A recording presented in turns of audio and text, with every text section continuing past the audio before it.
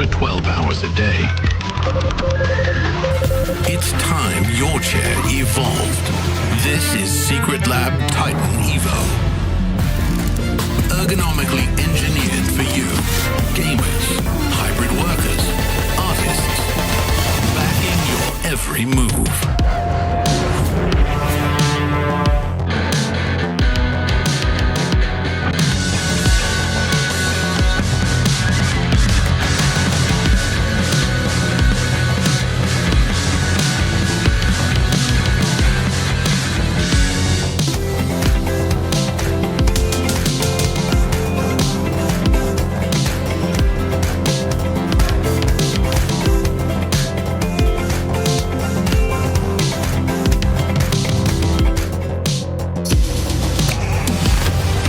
Hi, welcome everybody. This is the Esports World Cup 2025 Free Fire Department, and my name is Getting Q, and today we've got a really special game today. We're playing Guess That Sound, this time all the way from Southeast Asia, our champions, Onyx Olympus. Welcome everybody. Hello, welcome to the show. Now guys, we're gonna be playing sounds, right? You're gonna have 3 seconds to guess the sound as soon as it is played. You guys ready? You sure you're ready for this? So ready. You're professional. Easy.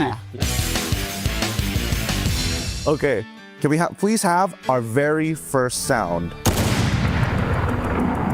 OM. That's already correct. Yeah. Okay, can we get our second sound? Can we get it to play one more time? More time. That's Serigel. KG15. Vesaka. VSK. Ooh, So hard. it's pretty hard. I'm not gonna lie. This one is very, very hard. This should be AK. AK, yeah. Oh, just one shoot. Yeah, just one shot. Single shot. This one should be easier. All right. Could we please play our third sound? Diesel. Cepatnya, gila. Oh, nicely done. Okay, that's two out of three. So fast. Oi. Can we please have our fourth sound? M79. FGL. Can we play it one more time and then I'll start the countdown? M79. Betul. Can we get our next sound? Mini Uzi. Yeah! Okay, that one is too easy. That was too easy for these guys. They're professional players. This one should be super obvious. If you guys don't get it, it's gonna be pretty embarrassing. You'll know for sure, trust me. Let's play our final sound to close this out. Currently, they're 4 for 5, and they're doing very well. One more time. Tahu gak? I don't know. Is it global? Cool. No. It's the sound weapon? Nope, that's not a weapon. Just silent. A124. Flashbang? Inhaler. Yes! Nice! Yeah! That's what I like to see. Hey, thank you boys so much. Thank you. Thank you so much.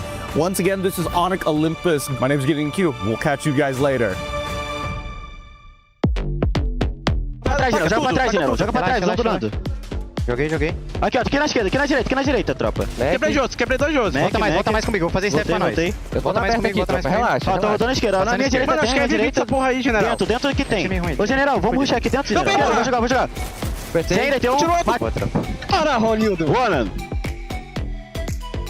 Gara. Off. Tekan. Gua skill, guys. Aduh, kena dari kiri, weh. Gua Dimitri. Oke. Lepas yong. Gua Oscar. Pernah mati, weh. Main, satu lagi. Nah, rata dia. Dua lagi, guys. Dua lagi. Santai. Sabar. Boyo. Dengerin gua. Bentar banget ya. Pelan-pelan. Satu lagi. Belakang gua. Satu lagi, weh.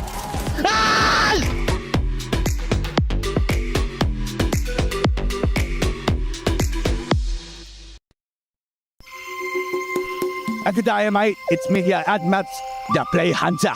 We are now right here in Riyadh Boulevard, Ross City for Esports World Cup 2025. And I'm here to try to find out what does our pro player doing here in Boulevard.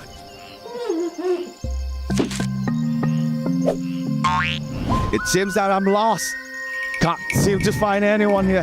Could we find a pro player here to see what they're doing? Where are they? I still can't see them. I think the map's broken. Maybe here? Oh, crikey. Spots a few pro players walking. Not few. It looks like they are entering some sort of an arena. I think we should go. Let's go. Let's find out what they do. Mate, we are now right here in some sort of arena. It called itself as STC Gaming Arena, but I'm not so sure. And it looks like I have spotted a few pro players doing some sort of ritual. I do not dare to get close. Crikey, look at that. They are trying to get the luck from the previous team that has won before. Such an amazing behavior. Nothing like that have we been seeing. They're trying to pull all the luck here from the previous winner. Oh my god, it looks like they are going away. Come, let's go. Let's go, Hunter. Go. Crikey, that was so good. Hello, guys. Hello, map. Hello. It's a map for the play. I know. I player. Oh, you're player. Yeah. Thank you. Robert. Alright, we're gonna catch up towards the pro player. It looks like they're accidentally deficit. Stop. Walk it. They're angry. No, they're not. They're just doing their final bow for luck. And it looks like they are going somewhere else. Let's go.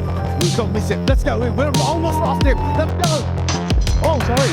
Okay, it's fine. Oh, it looks like they added another one. Now there's 3. What a weird behavior. I think this is a continuous chanting for good luck. Mate, this is something I don't see every day.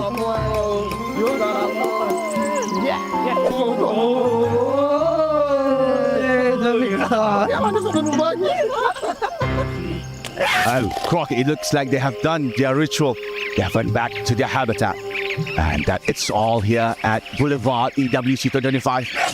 I'll see you guys later. Danger.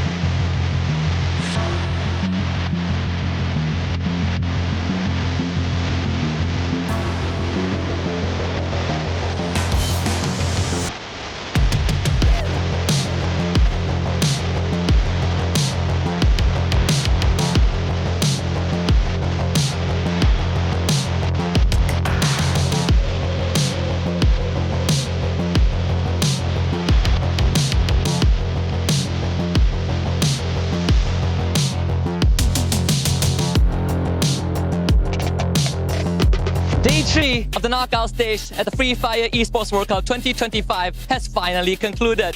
And with the curtains drawn, we now have a quick rundown. Here's how it went. Game number 1 on Bermuda, Rex Dragon Keon, the Kings of Kings, scored their first booyah on the Esports World Cup 25 stage. AGAL from Thailand, not wanting to be left behind, joined the ranks of booyah holders on match number 2 on Purgatory as they bag a win.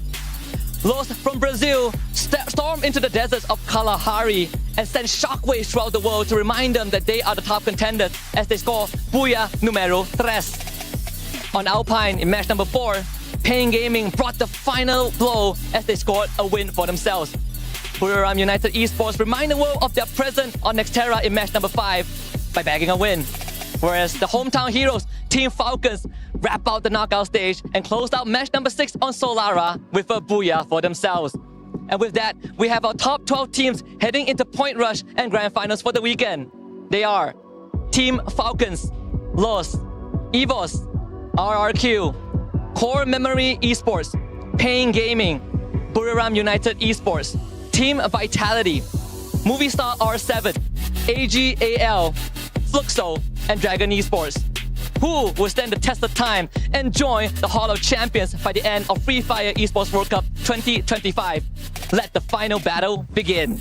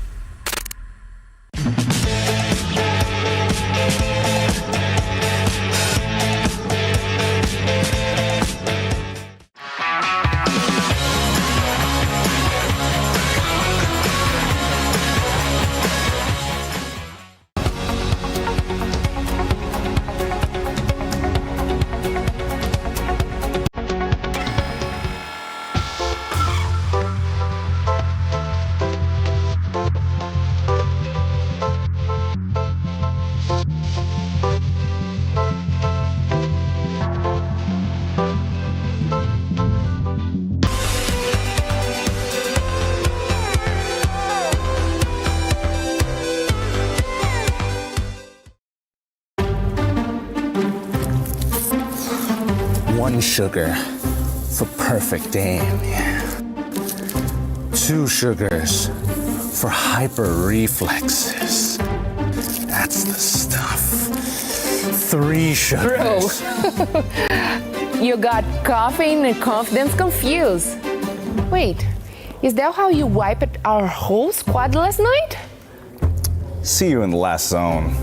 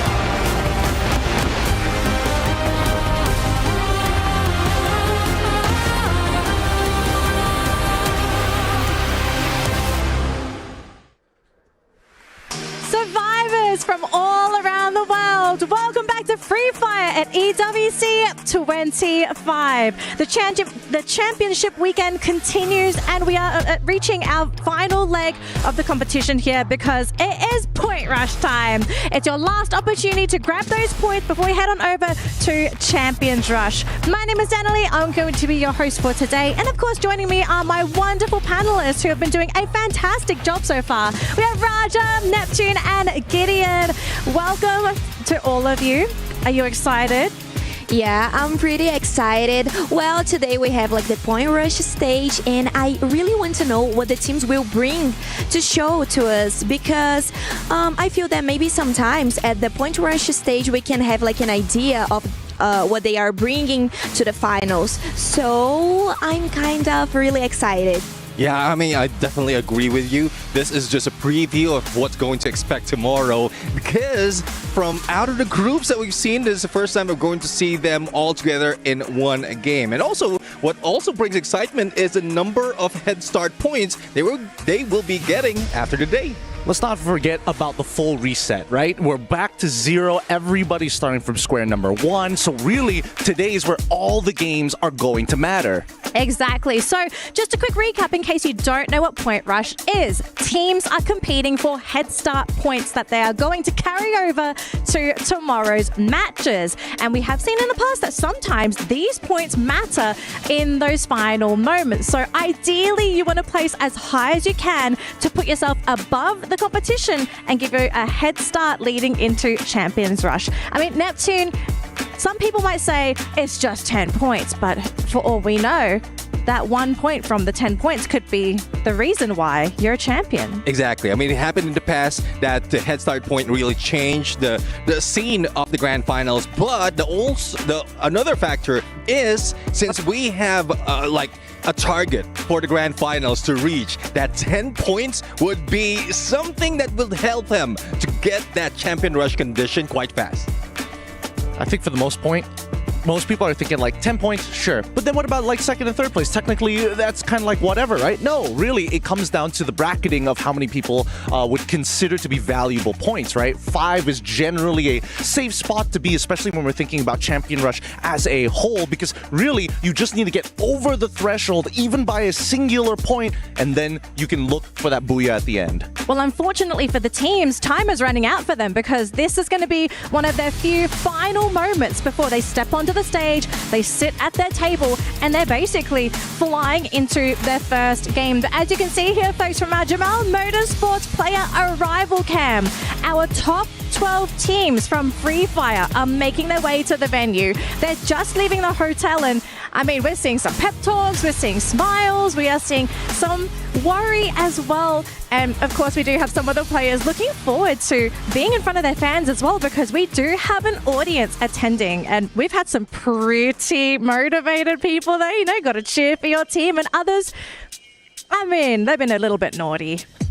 They have been a little bit naughty. I don't know if anybody could hear it, right? Because when I did it, when I was with the head-to-head, there was Vitality fans there, which was nice. The following day, we got to see, you know, Bangladesh, Falcon fans as well. Even MENA fans in the back row where we saw the Bangladeshi fans all in one side. You know what's so funny? I would love it if all of the different teams, like the supporters of different teams, they try to outdo the others. So you hear Vitality in the back, all of a sudden the Falcons are louder, then Vitality senses it as a challenge and they try to get louder.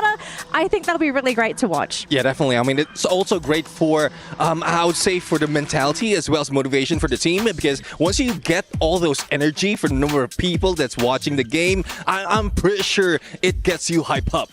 Well, we're going to hype things up a little bit with our Kadir top plays. Let's see what were our highlights for our previous play day, because, I mean, those games yesterday, very tense, because teams realized if they didn't score enough points, they'd be one of the bottom 6, and basically their keys were crushed. We saw 6 keys, 6 dreams crushed yesterday.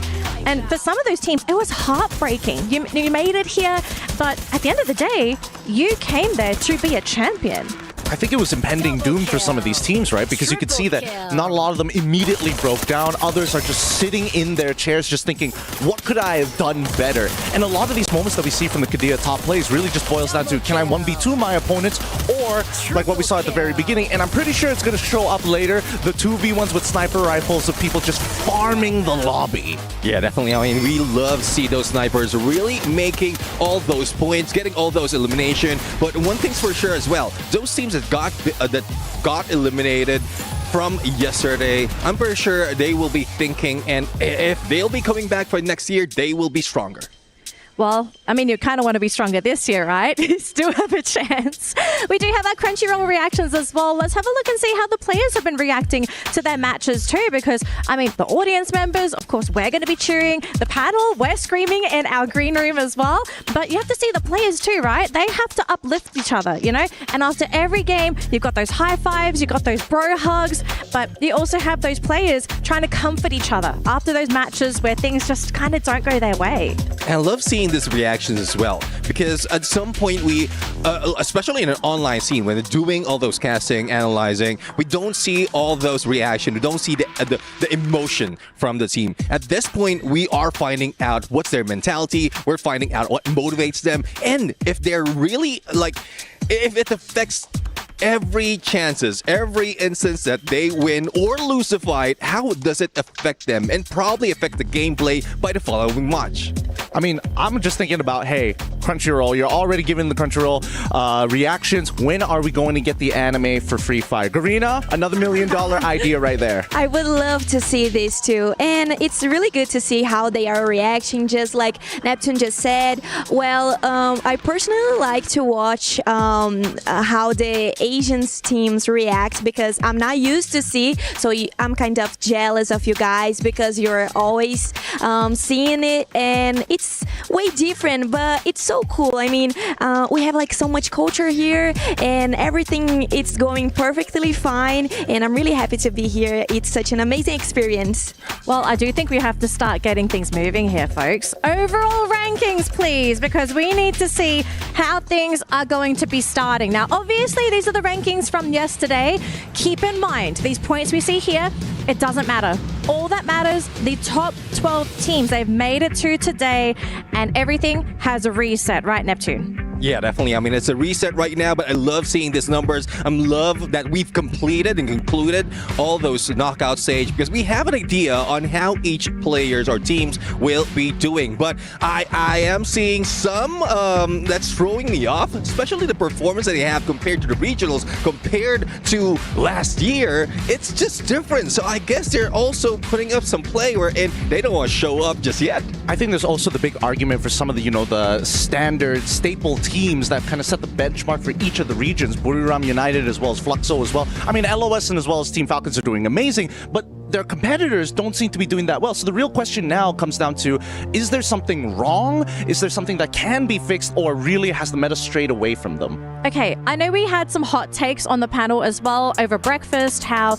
okay, Buriram, they're saving strats, right? Like that is currently what is coming out of a lot of our mouths. But then I've heard some hot takes where people are saying maybe it's just a case that everyone has caught up to Buriram. You know, maybe is this team starting to lose that shine? Is that maybe a possibility for Buriram? It is, because even from Southeast Asia, we're seeing that Buriram United is even being countered by a lot of teams. So this is one sign that even the other teams are studying the meta, not just studying them, but applying ways to counter Buriram United. And Buriram United has been the dominator of the Southeast Asian scene. So I guess it's good story as well overall. But even from Brazil, Loss has done so much. And I did mention this before, they have been moving like how the Southeast Asians are. Well, we'll let the Free Fire players sort of get ready for their match. But in the meantime, though, we do have a quick update for the STB Club Championship. Roll it. Hi everyone, I'm Ginny, and last week we crowned 4 champions across 4 titles here at EWC. And with week 2 coming up, we figured it's important to keep you up to date in the club championship race. I'm Quickshot, and this is your update.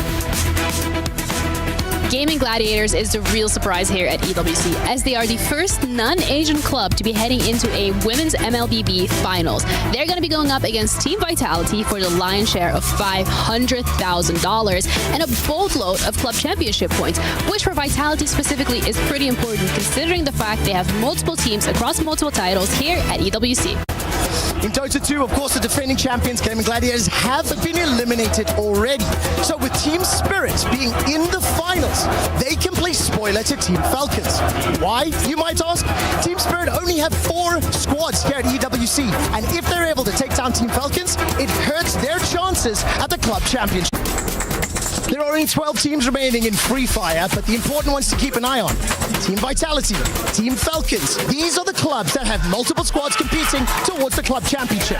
If any one of them picks up the 1,000 points, it is a massive advantage towards picking up that title.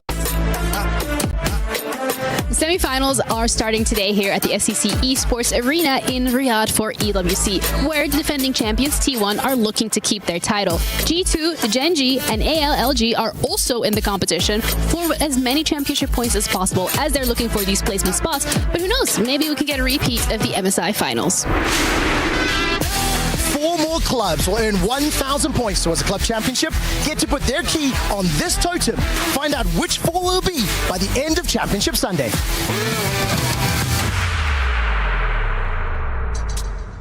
And there you have it, a quick update on what is happening with the club championship. Now, we do have a major update on that. Now, previously in that video, it was mentioned that T1 were currently defending their title. Well, I wasn't sure if this card was 100% correct, but apparently T1 had lost to AGAL in a surprising turn of events. T1 were favorites to win, but apparently AGAL were the hungrier team in that moment. So, unfortunately for fans of T1, they won't be champions this year, but they will be playing in a 3rd place decider match tomorrow. So make sure you tune into that, because that will be an exciting match as well. But congratulations to AGAL. They pulled off an insane victory. And now, with that victory, it's going to set everything up, right? Because even here in Free Fire, AGAL is looking to try and compete for some points as well. If they may manage to get 1,000 points and win out in the League of Legends event, that's going to shoot them so far ahead. And once again, Free Fire is going to be the big break for a majority of these clubs. Definitely. I mean, there's potential, especially from Do, who has been an MVP when they played. And Do is a guy who really just motivates the team. Hopefully, the rest of teams can follow through, even if he is not performing. So AGAL really has that potential. Well, we are going to talk a little bit more about the teams here, but the Free Fire teams, because we do have our Aramco Power Rankings ready to go. Let's see what my panelists have to say for today's matches. And okay, I can agree with the Falcons' choice all across the board. Loss I think I'm a bit surprised about, but I do have my own personal opinions. But we have EVOS and RRQ. So Raja, explain to me your picks. Why do you think these are your top picks for today? Well, I put RRQ because I remember the global finals in Brazil and they were undefeated at the 5-match, so it's a really good team. I remember they played really well, and they just finished the championship at the 2nd spot. So I found that really good, and I think they can bring the same game for us today, maybe. And they did such a bunch of points yesterday, so it was more than 90 points. I can't even remember, but it 92. was, yeah. So that's 2 more points, and I think they can bring the same game today. It will be just perfect for them. Yeah, definitely. I mean, for Falcons and Lost, despite of their performance being on a different side of the spectrum, the contrast, one goes for placement, the other one goes for elimination. Definitely they are in there on the board. But for EVOS Vine, I think this is a chance really that they will be showing up that much. I kind of agree with you guys too. So if I could pick another one, I will put probably EVOS too. I was going to say the same thing here because I feel like right now, I think Lost and Falcons are in prime position to try and really run away with the tournament. However, in terms of like who would come in that maybe 3rd or even contest for that spot, I think it really boils down to RRQ alongside EVOS Divine. EVOS Divine for me for today, mainly because yesterday they got a bit of a break. They're like, okay, we're not getting targeted anymore. We can do some research. We can really look into how to outperform these teams during Point Rush. Oh, that's interesting. Am I getting a call from AJ and Husky? Wait, you're in the player lounge? What are you guys doing there? Welcome to the Predators Lounge. Taking a break from Free Fire, but this is where all of the Predators from the various games here, the Esports World Cup, gather. And I think that doesn't sound like a Predator. Sounds like a husky. I can't wait to go to the petting zoo. No, it's not a petting zoo, bro. No, pet. No, this is where the predators lie away. What? Yeah, you gotta be careful. You look like you belong in a petting zoo. Yeah, you stay behind. I'll be careful. Yeah, you be very careful, all right?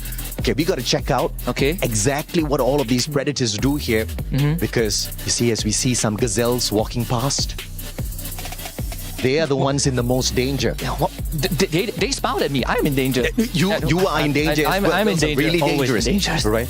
As we go through, you see sometimes all of the predating happens out there. All of the chilling seems to be happening here. Have they chill after a prey? They need to go through simulations of how to get the next kill, how to just grab the prey, rip them apart, just... We see some sort of a courting dance being made here by the players who are taking a break. They've got paddles and a little ball that goes back and forth between 2 couples. This is a very weird ritual. It's not only the small cats need to play, right? The big cats also need to relax, and just calm their mind before they go out back out into the wild and lunge at someone. Not me. Lunge. Don't. I hope they don't lunge at you. Sometimes when you go out for a safari, you see all of these predators. You want to take some photos with them in the background. And this is exactly where you go. We've got a little bit of a photo booth here as well for the Predators Lounge. Yeah, they will get their trophy. They complete their hunt, get their trophy, and then they would take a photo and put it up on the gallery. Yeah. And these beautiful gazelles are waiting for their own photos to be taken at this point of time. They got to be careful. They have to be. There are many predators out there. We'll protect them. Waiting to pounce on You them. will protect them. I'll protect them. You will protect them. No, but we got to move on. Okay. We got to see more out of this Predators Lounge. We got to report everything back to the people who are watching. Because if they get here, they got to be careful. They have to be, because there is an area where they not only chill, but they rewatch their glory moments. What? They rewatch the moments where they rewatch the moments that they get the championship, the wins, the hunt. The hunt, they're doing it right now. They are doing it. They're seeing their booyah moments. They're seeing exactly how they rip all of these players apart in the game. And they watch live actions of other people ripping other people apart so that they could rip other people apart better. Oh no, man, this is just too much of gore for me. I can't take it. I think I need some water. Thank God, we are at the common watering hole. Watering hole. This is where they drink. They drink. they drink to their success. Yes, they do drink. No points for little petting zoo animal here. And this is a very unique watering hole. It is. They get to choose what sort of drinks they want to drink. Plenty of choices. You can do it off the hunt. You can do it on the hunt. As long as they are hydrated, they will be at the top of their form to continue to reach the top. I mean, when you're a predator who reaches the top, you get to choose what drinks you want to have. And on top of that, when you are the predator of predators, you get initiated into the Heroes Club. Husky, you and I can't even get that. This is like the home to Turok Makto, the biggest bird in the sky. Yeah, at the Esports World Cup, nothing is granted. Everything is earned. And to earn a spot in that Hall of Fame, Hall of Legends, you have to first become one. Yeah, you can be one of the predators here, but only the very best steps on in there. Do I have to have a chance? It's okay, buddy. I think the match is about to start. Let's go. It's okay. It's okay. That was a pretty interesting petting safari, if I ever saw one. I don't think they've ever been surrounded by that many predators in one spot. They've got to be nervous. I definitely feared for Husky there for a moment. At any point in time, one of the TL predators, like we saw Umti in the back there, he could have just yoinked him in. It's a good thing that they were not given access to where the Apex Predators are. I mean, the Heroes area, that's where the Apex Predators are, the ones in the top of their league. Well, it looks like the players have reached the venue. We're going to be able to catch this with the Jamal Motorsports player arrival cam. And the players, they're ready. They're rearing to go. They look great as well. I love how composed all the players are looking as they're walking towards the venue together. We had our predictions, but at the end of the day, everyone is here for a reason. They earned their spot here at the championship weekend, and they're going to earn their spot by playing in Point Rush today. And hopefully the teams, they all get what they're looking for, because this is just step one, you know? Step two, the execution, all of that happens tomorrow, but you still need to have as good of a setup as possible, especially with Point Rush. Yeah, I definitely. And one reason as well why everyone from what we've seen in the rival, they're just chill. Because this is Point Rush. The teams know that they can get points if they get number one, but the hard stuff is already done. The first 3 days of knockout stage is done. And now they're just relaxed right now, going for the full reset and waiting for a chance to get points for tomorrow's game. Yeah, and as you can see, we do have an update for some of those keys. Gideon, we are going to be going into Bermuda for our first map. We've seen all of these teams play on Bermuda, and so far it has been pretty fast tempo for all of the teams playing in the groups. Is there a chance we're going to kick things up a notch even faster for our first match of the day? I think it's going to be the opposite this time. I think it'll slow down. Yes, I think it's going to slow down, because I think that Point Rush is a very interesting format before, especially when you have Champion Rush immediately after, right? Even if a team were to achieve the number one spot and get those 10 points, there's still a good chance a bottom 12 team can decide to take it away during the Championship Rush itself. So I think there's a degree of we need to be able to find eliminations without having to reveal too many of our strats. Well, it looks like the players are rearing it to go, so we're going to throw it over to the stage right now. We are going to kickstart Point Rush. Take it away. 12 teams will rise. This is where Free Fire history is made. Meu maior sonho é levantar essa taça, ser campeão da EWC. ก็ตอนนี้ก็ต้องฝันแหละครับเพราะว่าเข้ามาครั้งนี้ก็กะมาเอาแชมป์ให้ได้ครับ Y me sentí muy bien con las ganas de querer ganar, ya que los dos anteriores mundiales que fui no me fue muy bien y esta vez quiero darlo todo. But look at Lost circling on in. Falcons in front. Oh, they see the team wide open. Grenade after grenade. Hararal. Todos os times aqui são os melhores times do mundo e todos os times da bala e é isso. Hararal killed Duns with the grenade. Jadi kita saling menguatkan, jangan sampai ada kata ragu atau takut, ya kita saling melengkapi aja. Kalau misalnya ada yang takut, kita kuatin lah bareng-bareng. A5 brings RRQ to a booyah in game 1. The grenade pop here and straight through the glue wall. 5 scars for the M590. ก็ฝากถึงแฟนคลับฟาลคอนด้วยนะครับ ก็จะทำให้เต็มที่แล้วก็จะปีนี้ก็จะมาเอาแชมป์ให้ได้ครับ แล้วก็จะป้องกันแชมป์ด้วยครับ Bom, são equipes muito fortes, querendo ou não, são as melhores de cada país, de cada região. E é uma honra estar confrontando eles aqui, mas se é para sair um campeão aqui, vai ser nós, né? Infelizmente, eles vão ter que morrer para nós. E infelizmente, não vai ser eles, vai ser nós. Ya, buat yang remen kita, kalian lihat aja lah buat kita main di final nanti. Pokoknya gue bakal bikin kalian merinding lah di final nanti. Nós vamos ganhar. A vitória é nossa. Tamo listo. Parte win. เราจะชูถ้วยได้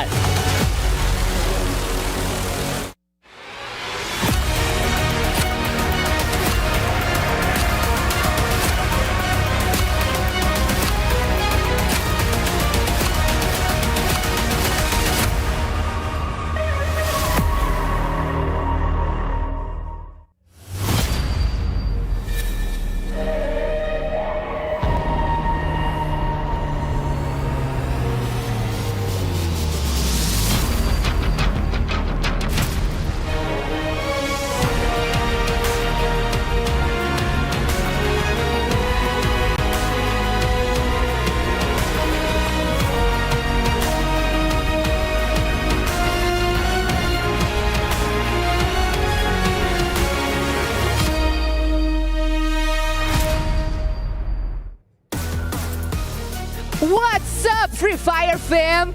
Point Rush is here. And you know what that means, right? The stage is set and the 12 finalists are locked in. But the battle is far from over. Welcome to the Point Rush. Today is not about survival, it's about domination. Every point earned here could be the edge that makes the difference in the grand finals. The momentum, the confidence, control, it all starts right now. The countdown to the crowd begins with Point Rush. It is time to meet the top 12 finalists who will return today to fight for every single point. Starting with RRQ!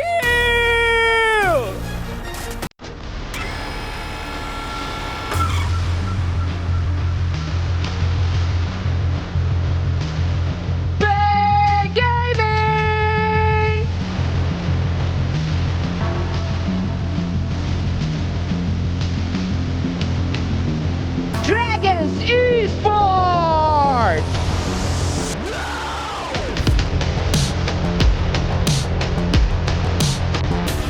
Core Memory!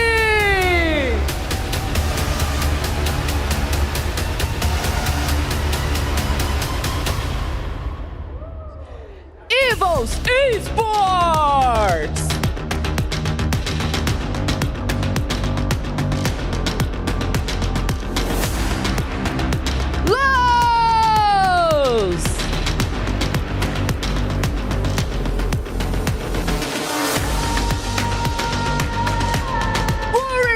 United!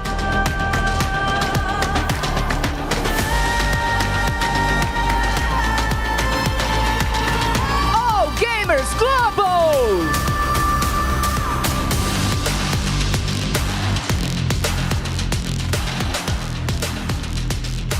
Team Vitality!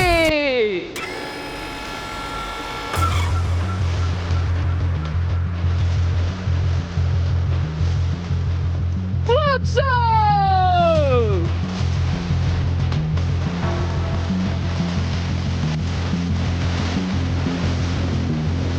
Movie Star R7!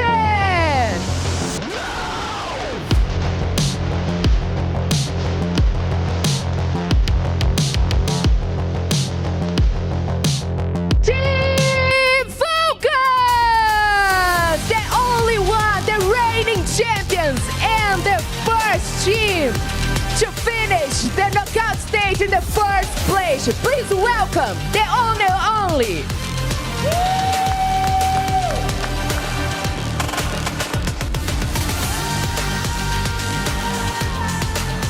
12 teams, one mission to dominate the battlefield before the grand finals even begin.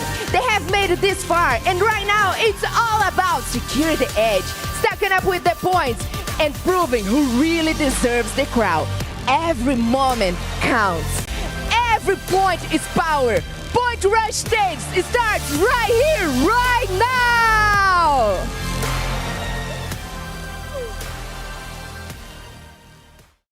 Good night. I'm at Player Hunter. And we are here at Boulevard City for the Esports World Cup 2025. We're trying to find something new here from the players. And look at that. We have spotted a few players here on the side. Hey, it looks like they're going somewhere. Let's go. Let's find out what they are doing. Let's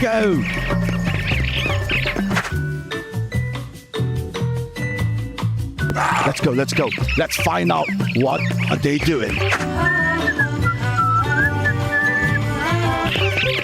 Come, let's go. Let's go, Hunter. Go. It seems that I'm lost. Crikey, I've been walking for hours, finally. I think we lost track of them. Apparently I was not. Looks like one of them is entering some sort of an entertainment area. Play park. Yeah, both of them are inside. Let's go. Let's see what our players are doing. Play Hunter on the way.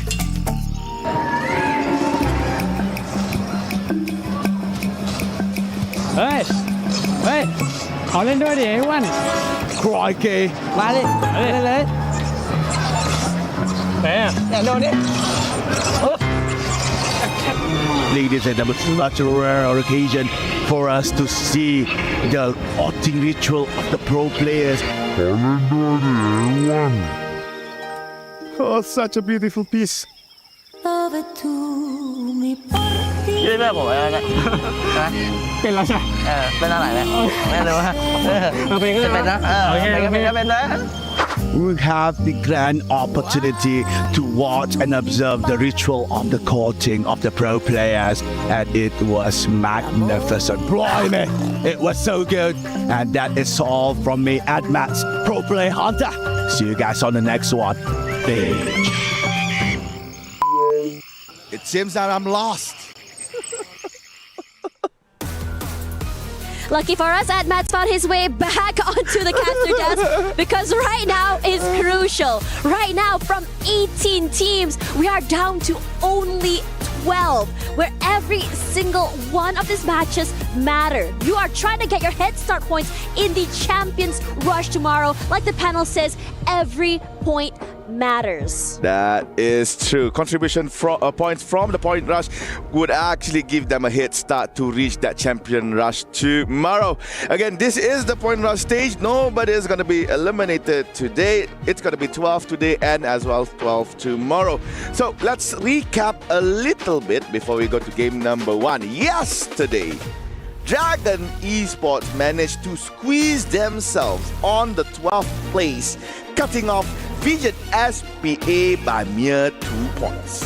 Yeah, I think it was incredible how DRG managed to do it. Let's be real here. Yesterday, the only reason DRG is actually still in, barely even making it, was because Falcons saved their life.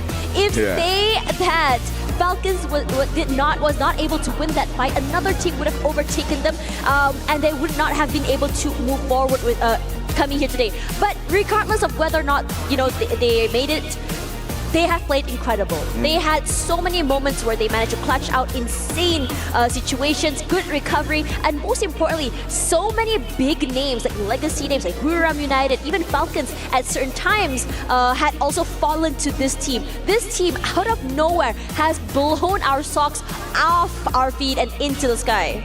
Yeah, that is Dragon Esports. Meanwhile, our returning champions, Falcons, did quite a performance yesterday, retaining that first spot in the knockout stage. And another amazing team, I would say, currently we're looking at them right now, lost. Formerly, the former rosters from Minus GG from Brazil, currently now in loss. They were quite aggressive yesterday. Quite a lot of points they have picked up. So many teams that they have faced off, they managed to conquer properly and also dominantly. So on Point Rush stage, and maybe as well Grand Finals tomorrow, we might see more of loss, trying to deny the title of champion of EWC 25. Yeah, I think Lost has such a great chance of being able to deny Falcons that spot once again, regardless of how it is, based on stats, based on points in the last few days. Falcons is still undoubtedly a team currently on the top spot. A bit more quiet in the beginning. There are moments where we sort of see them falter, see them shake a little bit more, especially since the majority of their roster did change.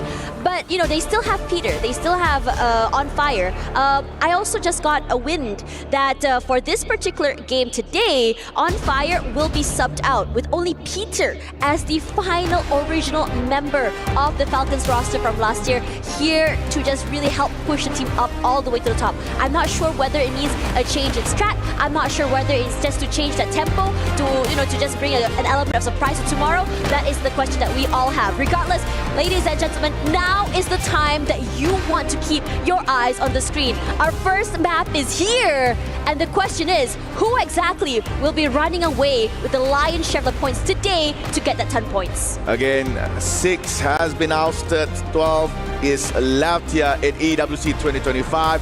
First match is about to go in Bermuda for Point Rush stage, and 2 teams are in our eyes. Currently, it is RRQ and also EVOS. They're looking quite good here, coming towards their 4th day at EWC, while it looks like the aeroplane has finished its pathways from Bullseye up until Sentosa. Every team has managed to actually drop to their respective places, but it looks like we might see some tussle and bustle between Dragons and also Pain Gaming right around Mill. I think... Yeah, you hear the sound of the shooting already. I was gonna say, we are actually hitting the ground running here, as Remind will be the first one to be knocked out. And I think Pain is very, very aware of how they wanted to start this match. It's very aggressive, it's very fast. As soon as they dropped down, they saw 2 members of DRG, and immediately these long-range pickoffs were lethal. The rest of DRG were trying to cross away, but we're gonna move our attention to the members of Falcons for the time being.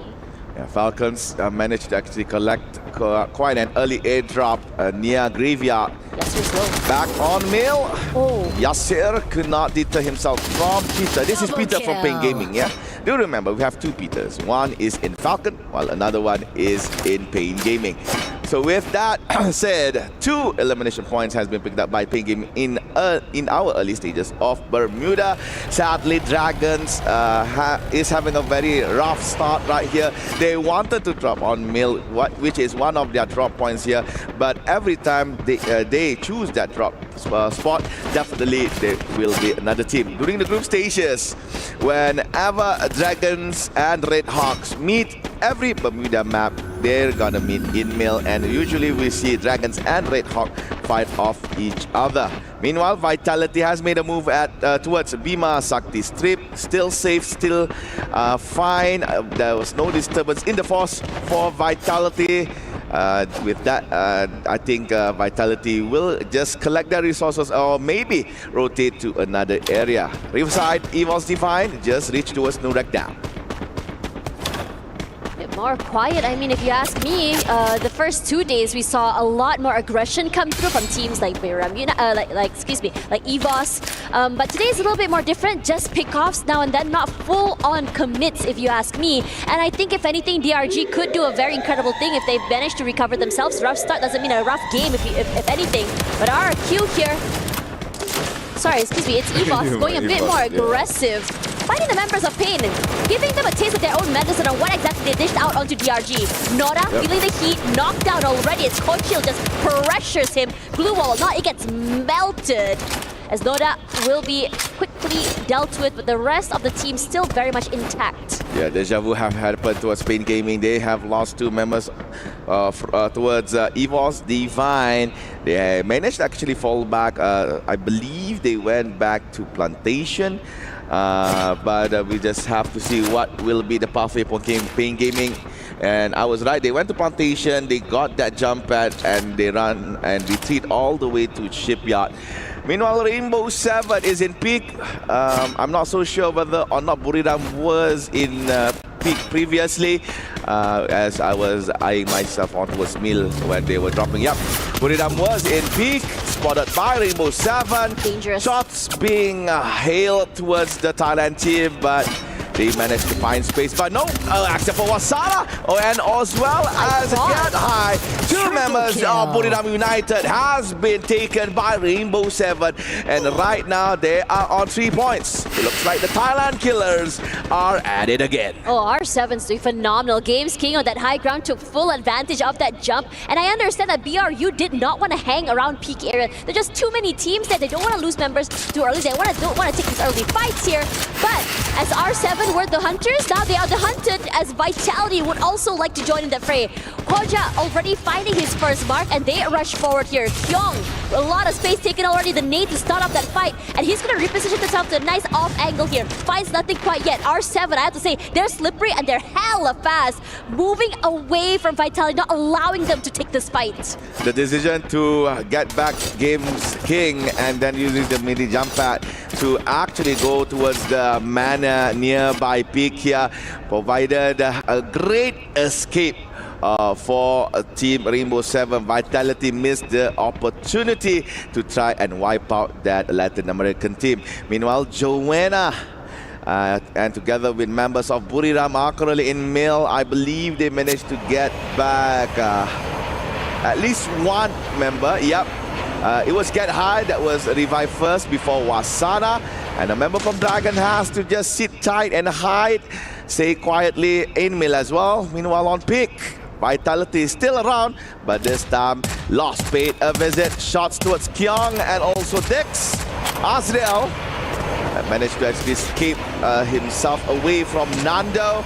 So Vitality escapes, lost, missed again the opportunity to fight another squad. I'm gonna be real here. Humine is having a terrible game. I think he's been knocked like I think once or twice already, and every time he's in the middle of rotation trying to get away, there's always someone who's marking his location. And in that particular team, I think Humine is the most experienced player, and I have to say that him getting knocked out fairly early as well does put a bit of a back, just really sets the team a bit more back in terms of firepower as well. So you want to keep Humine a bit more alive, a little bit more longer. I think for them right now, just positioning is a little bit more out in the open. They're not being able to take advantage of their positioning at all. And a lot of teams are understanding this and abusing the heck out of them. DRG, this might be a bad start, but I would really like to see some recovery from them. Yep. However, due to the fact that we have the revive system, so DRG could just revive their team members again and again and again. As you can see from the map on the right side, near Cape Town, Seafox and Remine is back into Bermuda. We are still yet to find our first team to be eliminated on match number 1 here, and Circle number 1 has just completed its rotation. It's gonna be a Riverside, part of Peak, as well as Mill, as the new area for the players to be safe in. And as usual, Fluxo will be on the southern side of the map. They landed on Mars Electric and currently in Pochinok. Meanwhile, EGAL has been quiet for quite a while. They are currently in Keraton.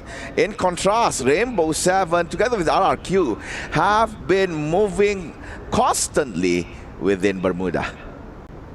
Don't blame them. They are the type of team who get a bit more active, move around that map, find those eliminations, get those kills, get a bit more active. That's how RQ was able to, to get such a huge landslide amount of eliminations, if you ask me. Haven't been able to do so quite yet. Here's a replay, though, for Falcons. Nice shot. Waited for that nice particular moment to find no doubts. Ugh. Nasty. Now, coming back to RQ here, I think a lot of teams did cross by southern side toward Peak as well. I think we saw 3-4 teams at one point, and everyone seems to have left the area, especially since Lost is around. But now, since the majority of the middle side of the circle is starting to get very convoluted, teams like RQ, R7, EBOS, Divine, Falcons, even BRU is there, it could be a bloodbath. Meanwhile, for DRG, they were a little bit more scattered on the southern side, but now slowly finding their way into that circle. Alright, looks like Vitality met with AGAL for a brief moment here. Pushing AL away from Keraton. They have lost Dio in the same process as well, but they still have time to revive Dio back into the game. I believe either Chinoy or Terna has the sufficient amount of coins to get their sniper back. Unless they want to go for the free route, which is an option because currently the teams are very far with each other, very far from AGAL. They could go for the respawn platform, but it looks like they opt to go for the vehicle rush into their new zone. Meanwhile, R7 giving some signals towards RRQ saying that, hey, we know you are in there, please come out. R7's just waiting a bit more of a passive approach, hoping that whether or not, RRQ would push toward them. Granted, they do have a bit more cover. They can play CQC, crossfire, make a meat grinder like we saw the last few days. But R7, they're not eating the bait at all. Hoping to see, just whether or not who decides to leave the compound first, who decides to show their hands first as well, will be the ones to be in trouble. And I have to say, even if you want to get a bit more aggressive, you also have to be super aware that Falcons and EVOS Divine is close by. You have Buram United as well. And, now already inside of the circle, only a few teams are still outside. AGAL, Pain still taking the slower rotation over, and Lost just hugging the side of that circle could potentially run into Pain. And because they are at the end of that circle as well, they could potentially pressure Pain into a more desperate situation. Just judging from the map given right here, I could see that Core Memory had the same mindset as Buriram. They wanted the position on the side of this hill. However, Buriram has managed to get there earlier before Core Memory. So Core Memory could not get a good vantage point since that there is an enemy team right above them. So they opt to go to be at the bottom of this hill, at the bottom of Mountain Mill, and just maybe try to avoid clear angles from Buriram on top. As for the other teams, Buriram can just glance over towards the bottom side of Mill to see whether or not if there's any rotation from any enemy team. But it looks like, judging from the kill feed, it's Rainbow 7 and RRQ slowly at it here. I'm not so sure who's rushing in. I think it's RRQ that rushed in. They have lost Abai. They are together with Kiba. Kiba gets some few nice shots off towards Dela, but sadly Kiba could not finish him off. It looks like RRQ is hesitantly trying to go inside the compound of Rainbow 7. They are slowly falling back.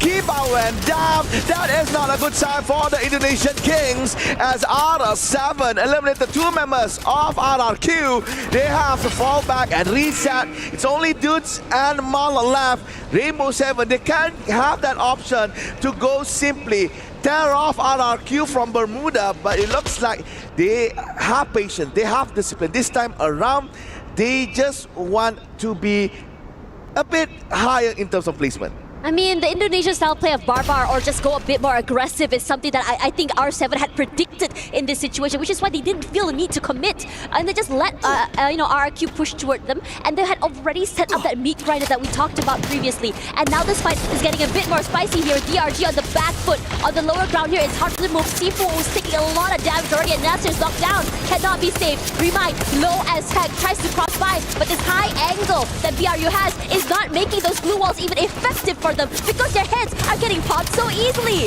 But DRG is changing trajectory, tries to push forward as well. But BRU very much ready. DRG fell in a very dangerous, desperate predicament. And now BRU changes their attention onto Fluxo, who are also in the same predicament. The first team out, DRG, Fluxo, might be facing the same end, but they are going to try and change this ending. Rushing up forward, up onto the high ground here. They rush forward, makes it slower, closer and closer, escaping to BRU. But the jump shots are great. They rush forward, they shoot, but Vitality decides to put their hands in the cookie jar, and Buram United were not expecting this outcome, but Vitality as well are going to fall, and Buram United are slowly making amends, making sure that they're able to come out on top. Fluxo is now here as well, Putin alone, Moshi knocked down, Wasana all alone, rushes forward, he tries to make it work, he cleans up house, and Buram United through the chaos prevails with the 7.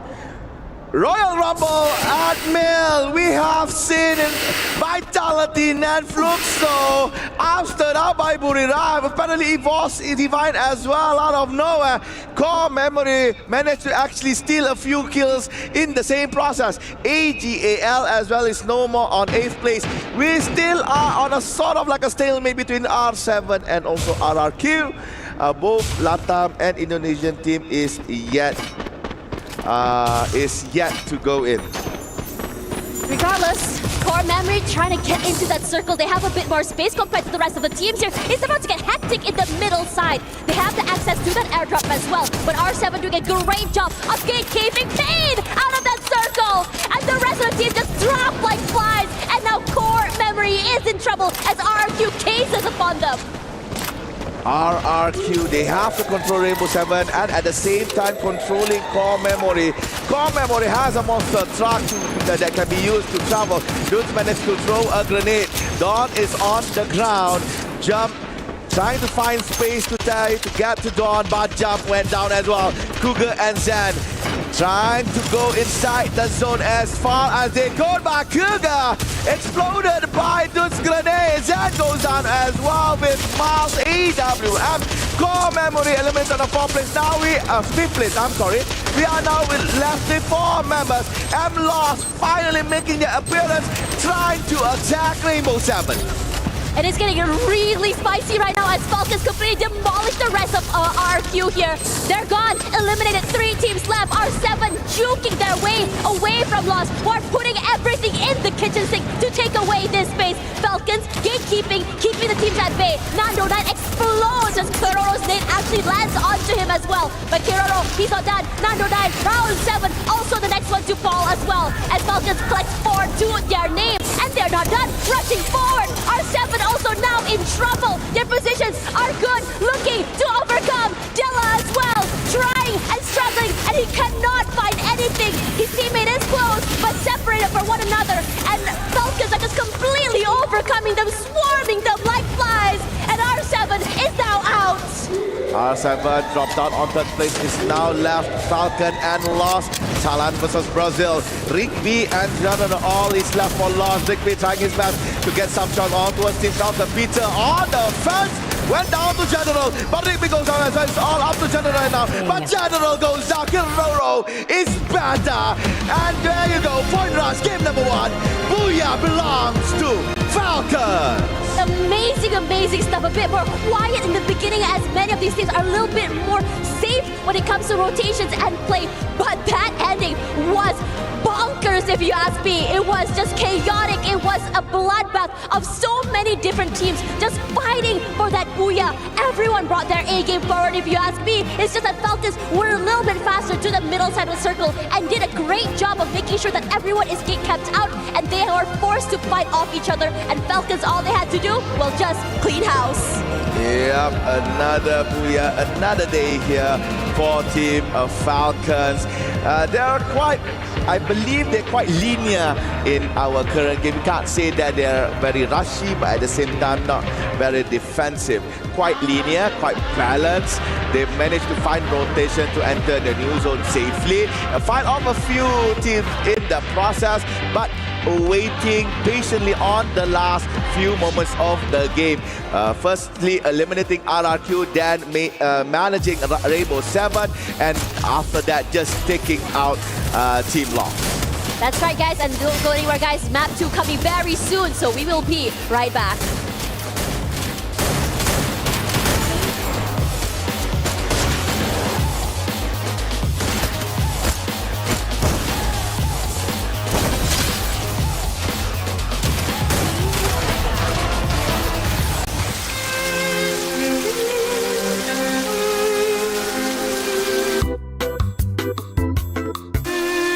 Tell me, what's bothering you? We were gonna land the poach knock. There was one gun, 3 egos. I needed to meditate. Did you talk about who's gonna get that one gun? I jumped. I landed first. I got the AK. He pinged it. I touched it.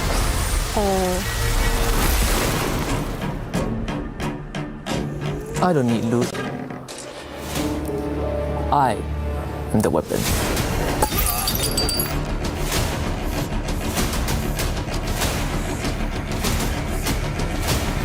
At least you are not the one who always brings the medkit, and no one thank you for the support. I should have just landed in factory.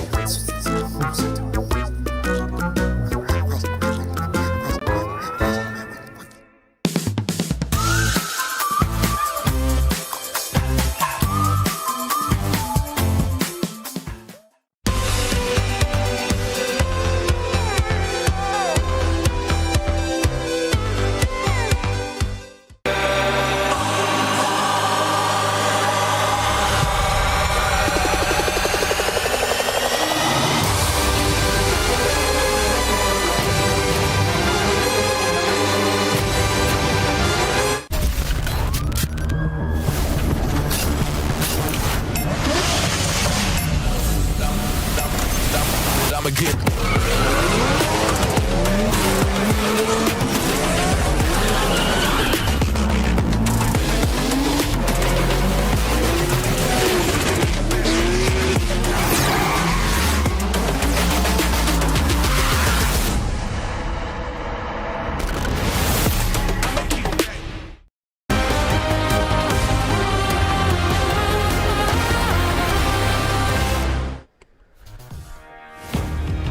Welcome back to the panel, survivors, and what a way to start the day with Team Falcons soaring and securing that first booyah here at Point Rush.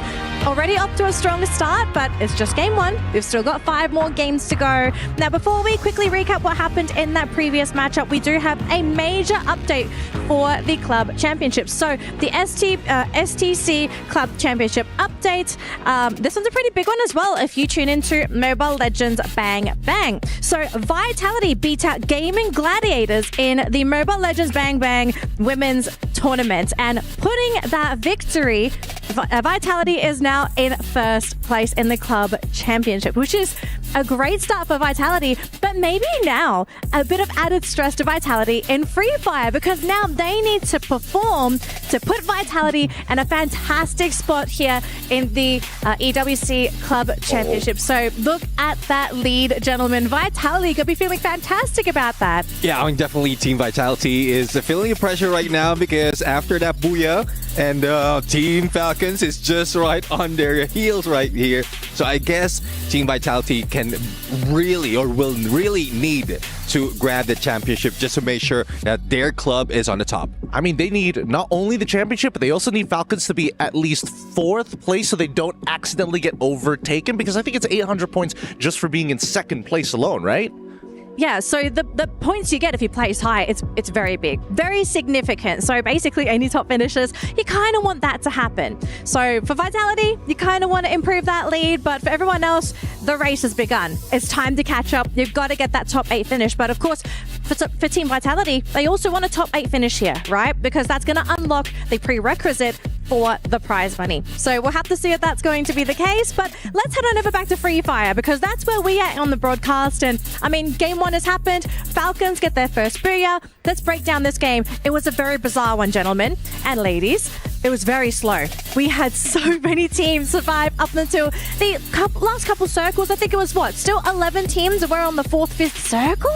That's almost unheard of on Bermuda. Yeah, definitely. I mean, well, a factor is everyone knows Bermuda. Another factor is everyone wants that survivability factor. So they want to grab that booyah, make sure that they have that head start points, so jumping into the grand finals. But there are a few unfortunate events, especially for those at the bottom, like Dragon Esports. Remind, as the casters mentioned, not only once, but if I'm not mistaken, thrice he has been targeted. Thus, they ended up with no points. Yeah, and Gideon, something I liked that you pointed out when we were watching the games earlier, right?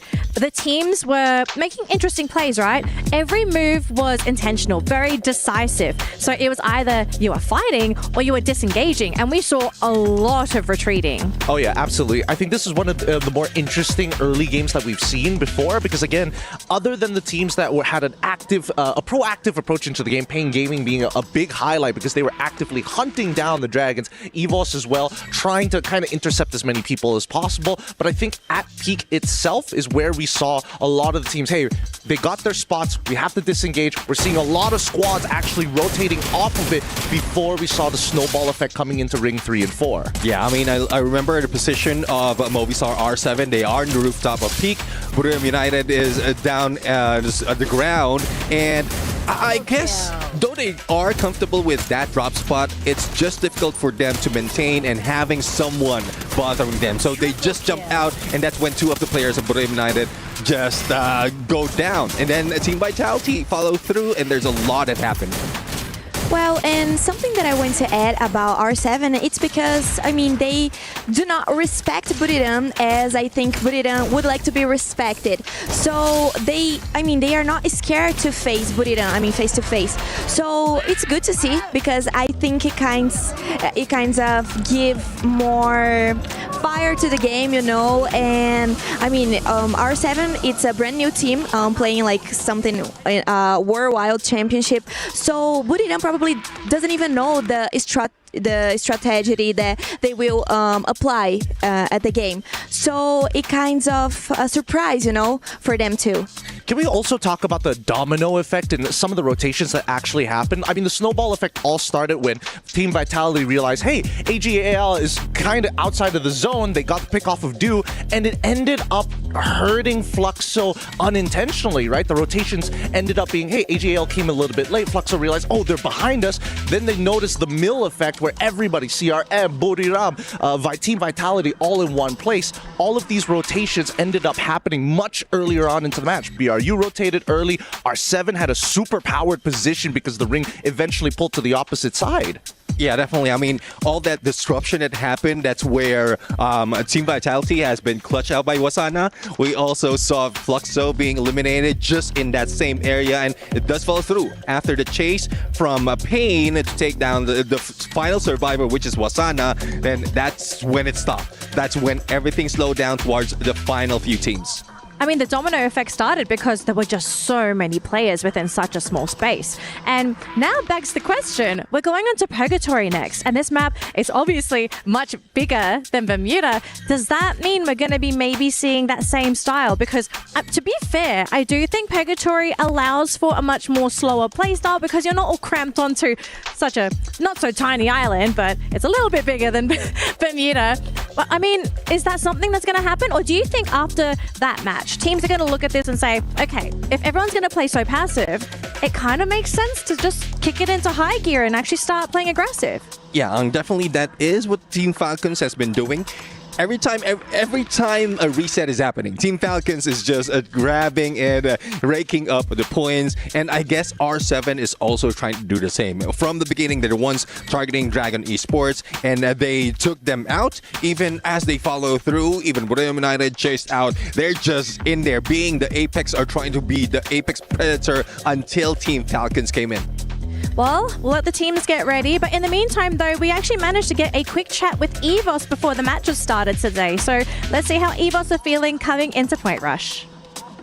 Hey everyone, it's EVOS here with Yoso. So right next to me, we have Ray and Rasya. Okay, so you guys, yesterday we just finished our Group A and C. It was a very intense match. So overall, I think everyone are keeping their eyes on EVOS, Falcon, and Lost. What will you guys do to handle the situation and also to bear the stressfulness things? Tentunya kemarin kan kalian sudah melihat dan sudah menyelesaikan juga dari tim A dan juga tim C. Dan tentunya sekarang setelah mau masuk ke dalam babak knockout, itu sudah tentunya kalian sebagai top 3 yaitu EVOS, Lost dan juga Falcons gitu kan. Pasti bakal jadi diincar gitu. Bagaimana cara kalian tentunya menekan pressure yang dapat dari tim-tim lain dan juga strategi kalian untuk hari ini? Mungkin kalau buat hari ini kita bermain buat ngebaca game aja sih. Karena kan kita baru masuk ke rush point. Jadi kita perlu ngebaca game-game lawan hari ini. So I think for today, we're just gonna try to read how's the opponent gonna play, because this is still the first day, and everybody just gonna do something new as well. So we're just trying to read them for now. Alright, that's really good, Ray. So Rasya, what is your goal today for the Point Rush stage? And realistically, what is the placement do you want in today's match? Untuk Rasya, tentunya kira-kira secara realistik goal kalian hari ini apa dan placement kalian yang kalian harapkan itu di mana? Mungkin kalau dari aku masalah placement nanti dulu. Kalau dari mungkin lebih disiplin aja mainnya dan lebih rapi, mungkin itu. Okay. So I don't want to think about placement too much right now. I just want to play better and I just want the team to be more disciplined. Yeah, oh, discipline. What a very nice answer from our players today. Well done. Really glad and relieved to hear that EVOS is still keeping a very fun vibe so that they can play the best today. Good luck to you, EVOS, today. Alright, sad to see that on the previous game, EVOS Divine was eliminated quite early in the match. And yep, as said by Rasha, discipline is everything. Placement is another thing. So for game number 2, EVOS Divine is looking to try and maybe play a more secure play style to ensure that they don't get eliminated again. EVOS Divine is interesting because day one we saw them go full set aggressive early game, and the second half of the day they decided, okay, this is not giving us the booyahs that we want, so decided to just really pump the brakes and say it's okay to play a little bit more methodical, it's okay to take our time. After all, regardless, they were still very consistent throughout the entirety of this week. I think they were okay getting that top 4 in most games. Yeah, they got knocked out a little bit early in 1 or 2 games, but mostly they have managed to, I would say, stay intact for the most part of these games. So I'm super excited to see what they want to bring to the table. I mean, we saw a bit of a glimpse of them on game number 1, but for me, we didn't really see that full potential, that full sense style, EVOS Divine style play, and I want to see more. Alright, looks like claps are given. Game number 2 is about to begin. For those who missed game number 1 in Bermuda, it was Falcons that catch the booyah of the opening day of Point Rush stage. Now we are going to game number 2. Purgatory will be the venue. And let's see who will be crowned booyah this time around. For those who might not know, Fly Path is from Central up until Montages. And such a beautiful day to be in Purgatory. This is one of my favorite maps aside Bermuda. Very large map, very nice terrain to play around with. And it looks like Buriram will still drop on Marble Works, but Mount Villa shots is being heard between Fluxo and Rainbow 7. Same goes to Fire Brigade as RRQ is shooting towards Team Falcons. Paying Gaming, quite a unique formation, covering the whole area of Montages entirely. It's good. I mean, I'm more curious about DRG here. They had such a rough start previous map, and most importantly, Remind was knocked down so many times, and they're still going with that same style play. But for now, moving our eyes onto this fight here, we're seeing a lot of eliminations, at least 1 to 2 pickoffs, and Falcons just running for their lives, and RRQ putting that pressure onto Pina. But Pina, undeterred, unbothered, just moves away, happy to move away with this weapon. It's a nice one too. It's put a lot of chip damage onto Gear, who's just been subbed into this map. Yep, Pina as well subbed in for On Fire for Team Falcon. So it's sub versus sub. And here comes good from RRQ. No wait, all a rush. Babar Gaming is on the way. And there you go, Mal goes up together with Dutz. It's 2v1. Pina has no chance. And another point goes to Indonesia RRQ. Rexicum Kyon finally showing their true colors here on the Point Rush stage. When things go wrong, just move forward, just rush forward here. And I have to say, they gave a lot of respect to Falcons, despite the fact it's only just Pina there, moving as a unit, making sure they don't get traded. And now, together, they decide to rush up toward where the Falcons are holed up. And Falcons, they are very, very separated here on this map. Pina, the last one that's just come in alone toward Fire Brigade. The other 3 here over to Lumber Mill. And I think that Peter has positioned himself all the way outside. 18 Deer has already positioned himself further out as well, as the other 2 decides to get a bit more aggressive. Trade for trade, limit down, but so is Mal. But numbers advantage still very much there. A 1v1? No, it's a 2v1. And the members of RRQ are now in trouble, but no. The same could be said about Falcons here. I have to say, this fight, you think that one team's getting the lead? The immediate recovery is incredible. RRQ, I think they were upset that they could not secure top 3 in the previous game. Now going super aggressive towards the returning champions. Again, the Falcons slowly losing their feathers towards RRQ. 5 elimination kills. And this is just between RRQ and Falcons. That RRQ did not hunt any other team. It's just Falcons alone. So 5 times Team Falcon experienced death. Time and time again, they have to go down, revive back, go down again, revive back. So I think the only option for Falcon is just to try and stay away from Lumber Mill. And now we're looking at Marbleworks. Fluxo has started their route by hunting down Burina, but it looks like Gil is the one hunted down. These immediate trades from all these teams just show how aware they are and how quick their rotations are from each other as well. Wasana barely even spots the hit of Bob's there. Bob's taking a lot of damage. He's still hunkered down behind that glue wall, but not for long.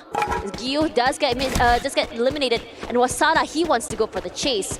The rest of the team here understanding the predicament. I think it's a great idea for the rest of Fluxo to say it's okay, move all the way back, and just reset ourselves to be able to continue on this map as well. As for me, they got another kill to their name, and honestly, flex that. Yeah, that was the replay of Peter taking down a member from Team Lost. I could only see it on the kill feed. But yeah, talking about playing gaming, they dropped quite uniquely here, covering the whole side of Modehouse. I think they trust each members of Paying Gaming to take care of themselves, try to play solo, but that is a good strategy. Once one of your team members interacted with an enemy team, and let's say if that person went down, the other 3 members could actually maybe emarcate another plan to stay away. Meanwhile, for AGAL, their rotation towards campsite is now being bothered by Vitality. Kyung was shot a few times, but still braving himself to try to use the mini jump pad together with the other members of a Team Vitality. However, nearby there is a core memory KOG. Keroro has revived the leader. Yeah, to be expected as EVOS. Now we wanted to see their facts, and here we go as turnout falls Chinoy as well. And this team is just so unrelenting. They are coming in from so many different angles. It's really hard for AGL to even play off each other. They're isolated, separated, and just completely overwhelmed. Thankfully, there's still one more member still very much alive. Happy to bring them back into the game. I'm not too sure where exactly he is. The rest of the team just skedaddling away, and I think they want to go for this hunt. Yeah, he went to the nearest vending machine, I believe. No, but no, you revived with an M8 in hand. Goes down for the second time in our second game right here. So, yep, AGAL, they were hunting, they were actually shooting towards Vitality, but at the same time, EVOS came back, backstabbed them, and disturbed and almost eliminated them. Again, EVOS, with their surprise strategy, I don't think Vitality knew that EVOS Divine was around. When they were using the jump pad, they were thinking, okay, we are in the clear, let's rotate to another place. We might not be interacting with enemy team. Now EVOS Divine is there. Inside the arsenal, Dick goes down. Ray with nice shot with the shotgun. Azriel as well, right on the floor. However, aim god goes red. Ray not looking very good in terms of HP. 10 HP left. But Koja doing a lot of work. But sadly, work is not there. Only Kyung is left. And there you go. Bye-bye, Vitality. 12th place for them in Purgatory. I could see Rasha say, woo-hoo! From EVOS Divine. Nice sweep from the White Tigers. And this is incredible coming in from EVOS, understanding how exactly to play that. Honestly, I understand what Vitality wants to do, which is to make a bit more space between them, hunker down inside of the Arsenal. But the problem with Arsenal is that they have 2 different openings. And EVOS understood the assignment. 2 openings, no problem. Plug in one side, rush in from the other, and suddenly you are just choked and pincered in there. No place to move at all, as the utilities were thrown in as well. You cannot fight back in that situation. And Vitality, this must be heartbreaking for them, knowing that, you know, you are an aggressive team and you are the ones who are the hunters. This time around, Ash, you are the hunted. do you want to know something? After Vitality was eliminated, RRQ was eliminated by Dragons. Impressive stuff. I wish we can get a replay to see how did Dragons execute their plan in Central to oust out RRQ. Because if you look in the history of Dragon Supreme Kyon, RRQ is basically their headquarters. But however, in Brasilia, right around the housing area. On the southern side, it looks like Buriram and R7 is added. This is a rematch between the Thailand and the Brazilian team, and it looks like Buriram might win this, cornering Daya and Games King in one corner. Ground charge has been put out, but still nobody goes down just yet. Get high, Moshi and Wasala. Joanna apparently not in the fray. Same goes to Joker from Rainbow 7. Daya is right outside, but it looks like Get High is on the ground. Opportunity for Rainbow 7 to go for the wipe, and they did. Blue and blue, it looks like Buriram is now no more in our game, I believe. Yep, I could confirm that. Time plays for Buriram, and this is a replay from how Dragons control RRQ. They put Remind in a very nice spot to oversee to spot members of RRQ. Again, Remind doing so much work for Dragons, and that is amazing coming from a team from Middle East, North Africa. Coming back to the fight against Buriram United as well, I think that Buriram United had the right idea of breaching into that compound, but the problem is they didn't realize that the other members of R7 were on the top side of that building here. It was so chaotic. Yes, one member fell, but it allowed for the other members to just go upstairs, reposition themselves on the outside. And speaking of repositions and fights here, AGL, Chinoy, again in trouble as the members of Lost. They were just kind of walking around, wandering around on the outer skirts, found him, gets a pick off, and for Lost, they haven't really been the loudest like they were this week as well today. So this might be the beginning of that, as Saifa as well will be knocked down in this situation. Lost have to just sweep out around the area, and every time you know that when Lost just commits, it could be quite bloody. But EVOS also has other things in mind. As Lost goes in for those fights, makes their presence known, EVOS says, let's pressure them. Lost could not actually cross the river as EVOS is waiting for them on the other side. And yeah, while you were pushing points about Buriram, R7 has been hunting them ever since we started our EWC. There you go. Good kill here from EVOS. AGAL still have a few remaining members still alive.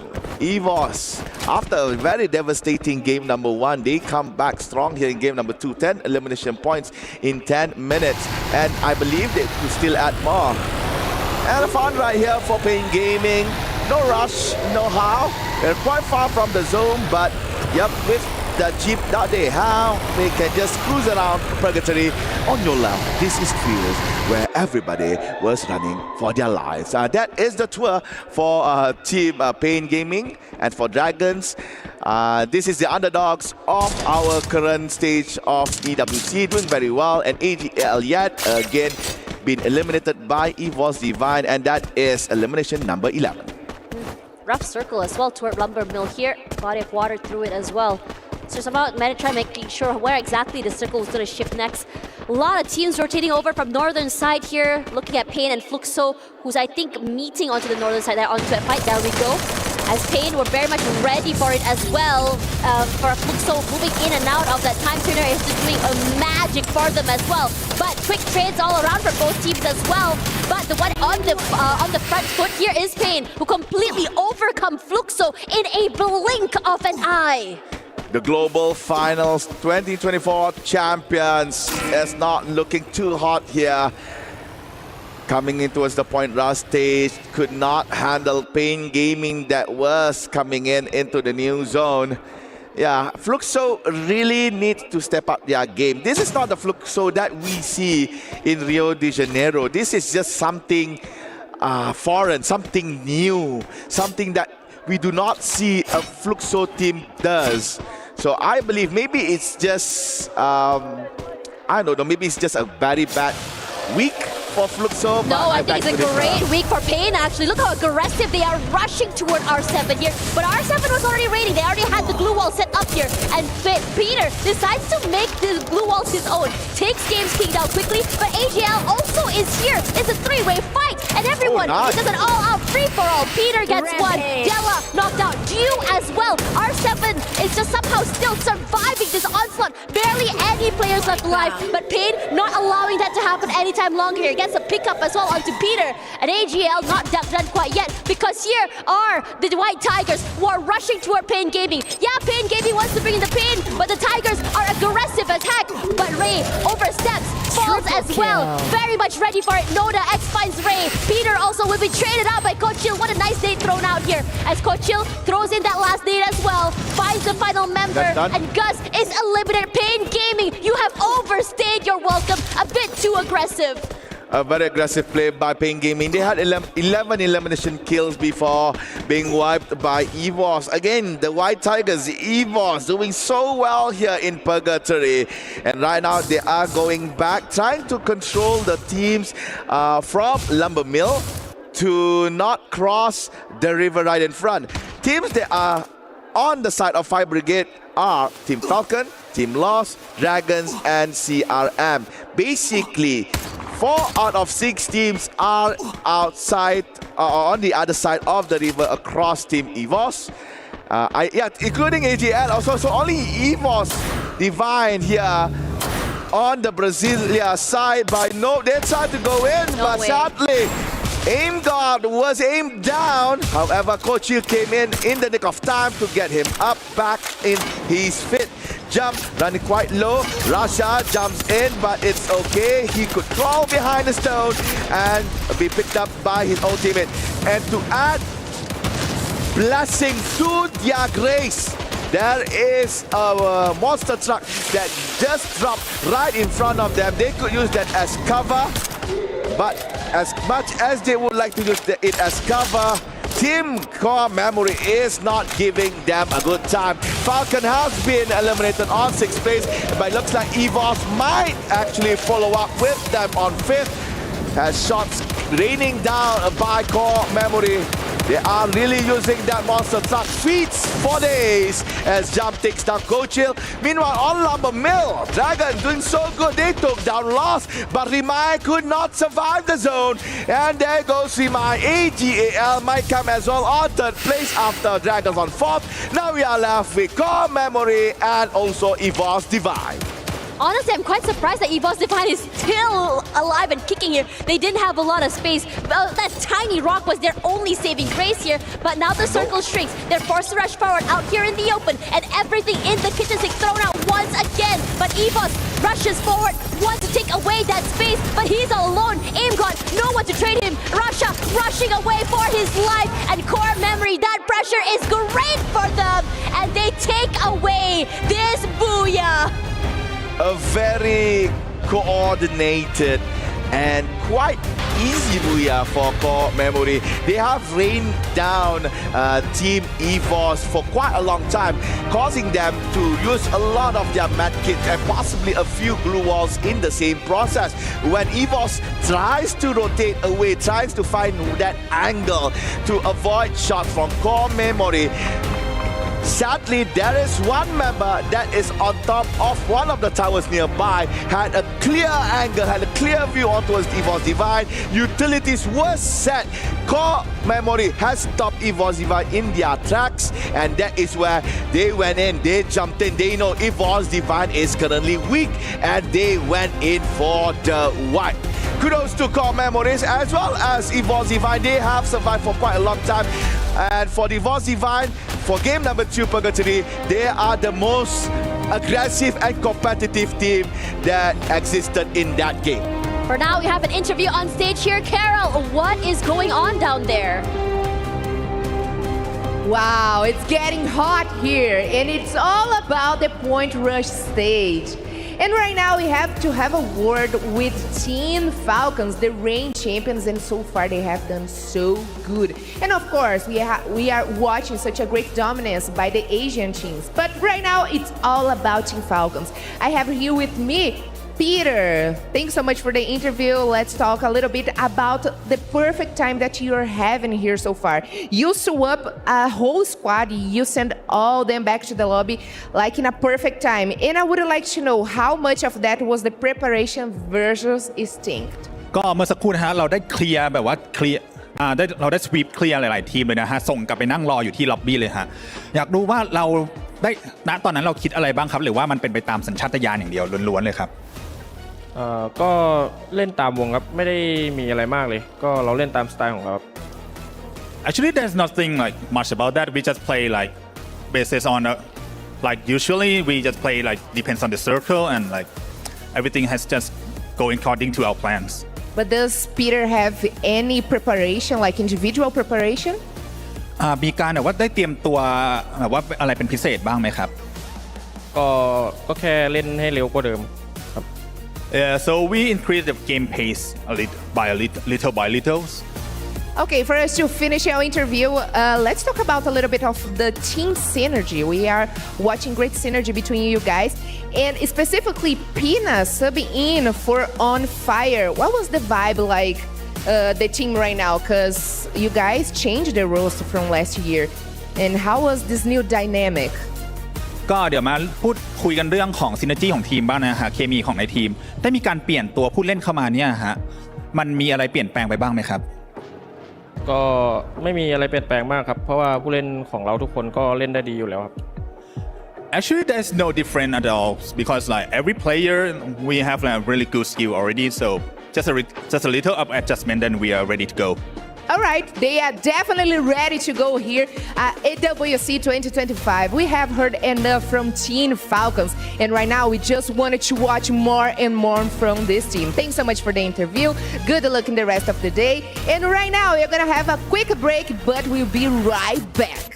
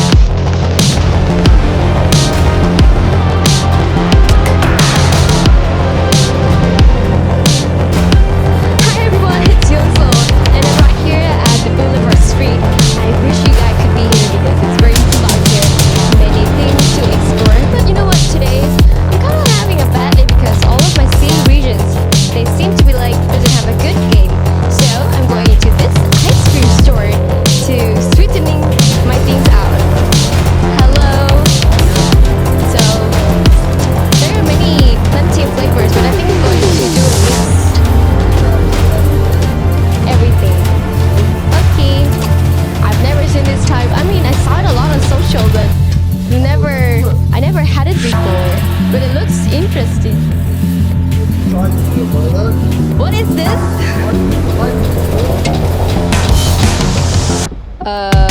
How can he?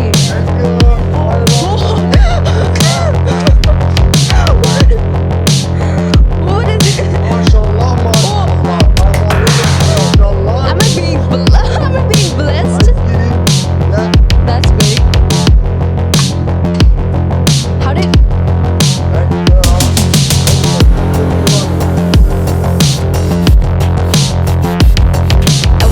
When I can. Now I understand the people like on social when they need their ice cream but they cannot have their ice cream actually. Well, how did you pluck a big thing like that? Oh, thank.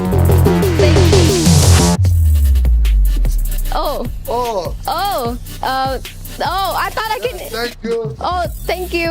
Thank you. Oh, thank you. Oh. How can? Thank you. Finally, I have my ice cream here. Enjoy. Escogí Free Fire porque lo empecé a jugar con mis primos o familiares, entonces pasaba buen tiempo con ellos jugando Free. Bueno, mi motivación siempre va a ser mi familia y mis amigos que siempre me apoyan en todo esto. He is the clutch king of R7. La verdad, un sueño, es como algo muy importante para mí en verdad. Pues vengo a ganar obviamente, creo que es uno de mis mayores sueños, entonces obviamente vengo con todo el power. Movie Star R7! Creo que lo que más nos diferencia como equipo es la sinergia que tenemos todos juntos y el buen ambiente que manejamos. Come on, don't sleep, man. ¿Cuál tu arma favorita? La espada bulla. Now they're still hunting those white tigers. No depende contra nadie con quien me esté enfrentando. Siempre soy agresivo. Games Kings is going to be player number 2 to make contact right around the corner. Nosotros no tenemos rivales no tenemos rivales. Todos los tomamos como por igual. Games King enter the 10 and Moji is on the ground, giving the 5th point here for R7. Que se preparen porque R7 va a ir a comerse a todo el mapa. But R7 playing it smart, going in for the flank around, but one great big mistake, and R7 delivers the first booyah of the day. Movistar R7 proving exactly who the stars are.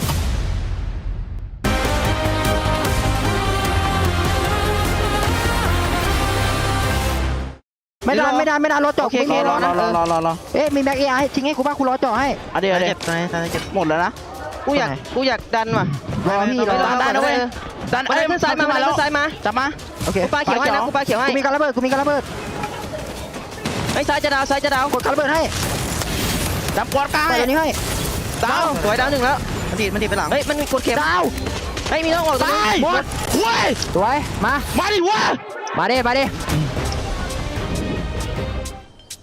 Core Memory launched themselves up that leaderboard by securing a booyah on Purgatory. And just when we think we know what's kind of happening in these matches on the panel, it just seems that there's just a brand new surprise. It looked like it was going to be Falcons just doing their old shenanigans, biding their time, making it to that circle, but they get cut down in that game. EVOS also looking like monsters in that game, also getting cut down just because of that circle, Gideon. Break it down because I know you have all the details on what was really the main factor as to why Core Memory got that booyah. I mean, there's two main factors here, right? We can talk about the end circle, which we'll get into in just a little bit, but let's talk about the very beginning of the game, because right now, it's a sick game of Mafia Werewolf, where that one guy immediately out of the gate starts pointing at people saying, hey, I think it's you. You're the guy who's taking everybody out. The accuser in this particular case is going to be R7, Pain Gaming, alongside with RRQ, which is very surprising because the Indonesian playstyle is very much around, I want to aggress once I have information, when I know what that final ring looks like. Yeah, definitely. I mean, this is one thing that we are, well, not really expecting to see, but I love seeing. But as we look in the match ranking right now, despite of Core Memory XKOG grabbing that booyah, EVOS Vine just managed to grab a lot of elimination. So I guess at this point, there's still a chase on that leaderboard. Later on, we might see who will be on the top.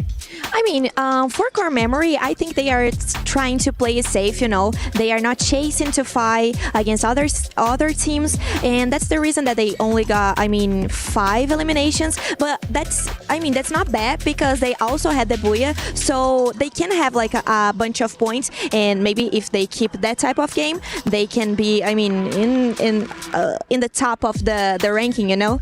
I mean, it does help to play safe, especially for Point Rush, right? Because you could try to play the very risky play style, you try to be the aggressors, but we've seen time and time again, sometimes it just doesn't work. And I think especially for today, with how slowly and how intentionally teams are moving on the map, it's almost like if you try to jump on them, they're going to punish you if you overstep. But that's the thing, right? The only teams that really got hard punished in this particular case, were one of the aggressors, which in this case is RRQ, eventually taken out by DRG, which is great for them because they ended up with 15 points at the very end. And then you were wondering, hey, what about the other aggressors? Pain Gaming and R7, despite being hyper aggressive, and Pain Gaming in particular putting an insane amount of pressure onto Fluxo, we're walking away with 16 points on that very first page, despite not being able to get into those final rings. So technically it works out. Well, we're going to give the teams a bit of a breather as they get ready for their next matchup, but we are going to have a little bit more fun because we have the Dr. Slime and Al Habib hot takes. Let's see what the teams have to say. What is up, folks? Welcome to Hot Takes at Free Fire at Esports World Cup 2025. I'm your host, Husky, and with me on the couch today, I got two handsome gentlemen from Team Falcons. I think the weather in Riyadh is perfect for this segment because it's pretty hot out there, and that's why we're having hot takes. So now I want to hear your hot takes, right? The most unpopular opinion you have. What are your odds of winning? 0 to 100. Can Team Falcons win again? 70 แล้วกัน ผม50-50เพราะว่ามันเปลี่ยนกฎกติกามาใหม่มันมีกฎใหม่เข้ามาทำให้หลายๆทีมมีโอกาสได้แชมป์มากขึ้น If there's one team that you guys want to face, you can 100% beat no matter what. You see them, you're gonna crush them like bugs. There's nothing they can do against you. Which team is that? สำหรับผมว่าน่าจะเป็นทุกทีมที่ไม่ใช่ไทยกับบราซิลครับผมก็ทีมจากปากีสถาน Okay, what about players, right?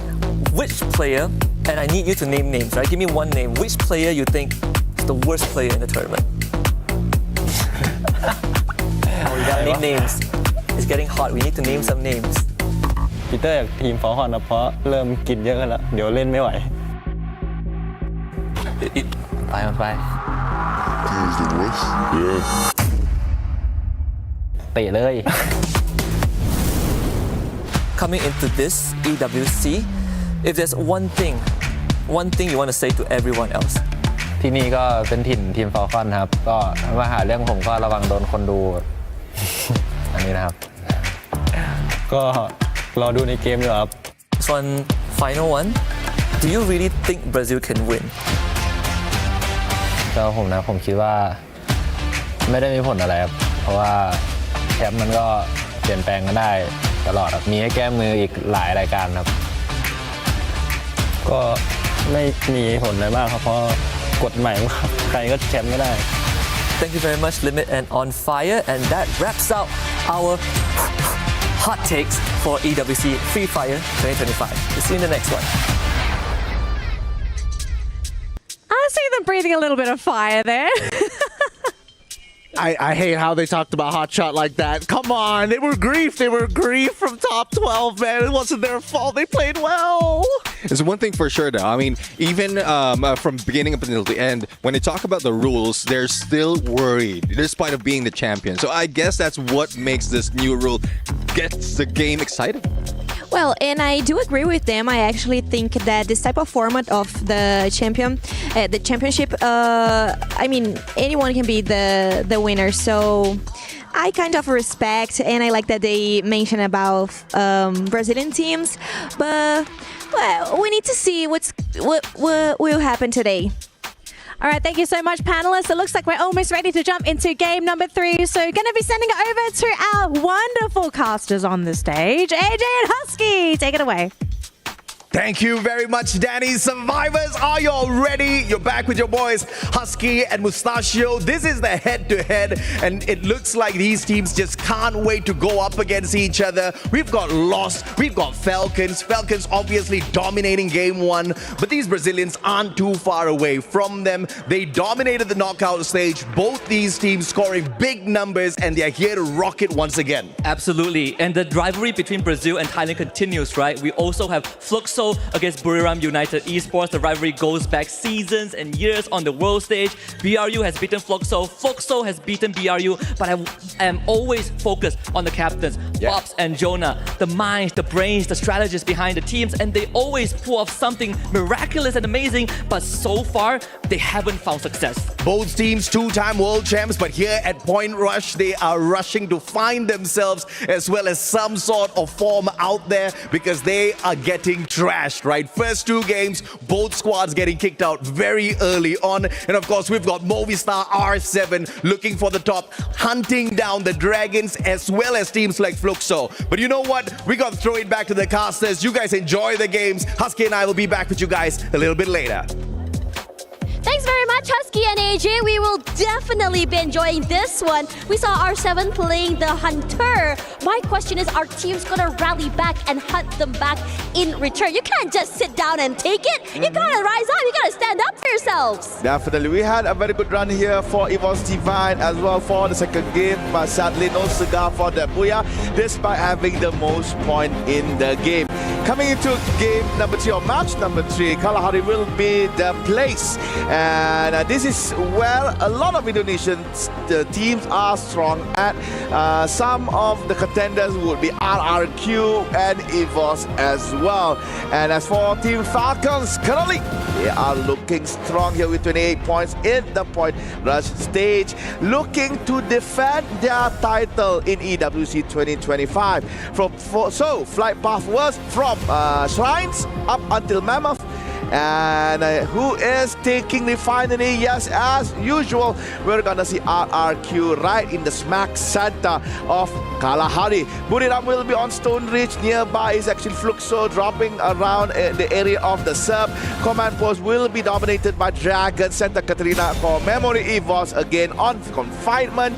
It looks like there's no fighting over spots right here, but RRQ might oversee the area of foundation that is currently being set as home ground for EGAL. Shots fired by Abai towards Terna. I believe Terna is now behind cover as the shot stopped. And meanwhile in Santa Catarina, Core Memory XKUG Thailand team. This is the team that managed to rake in the Booyah for game number 2 in Purgatory. So in Kalahari, will they be able to be the first team to repeat back-to-back Booyah? Or will we be seeing again another different team taking up that title?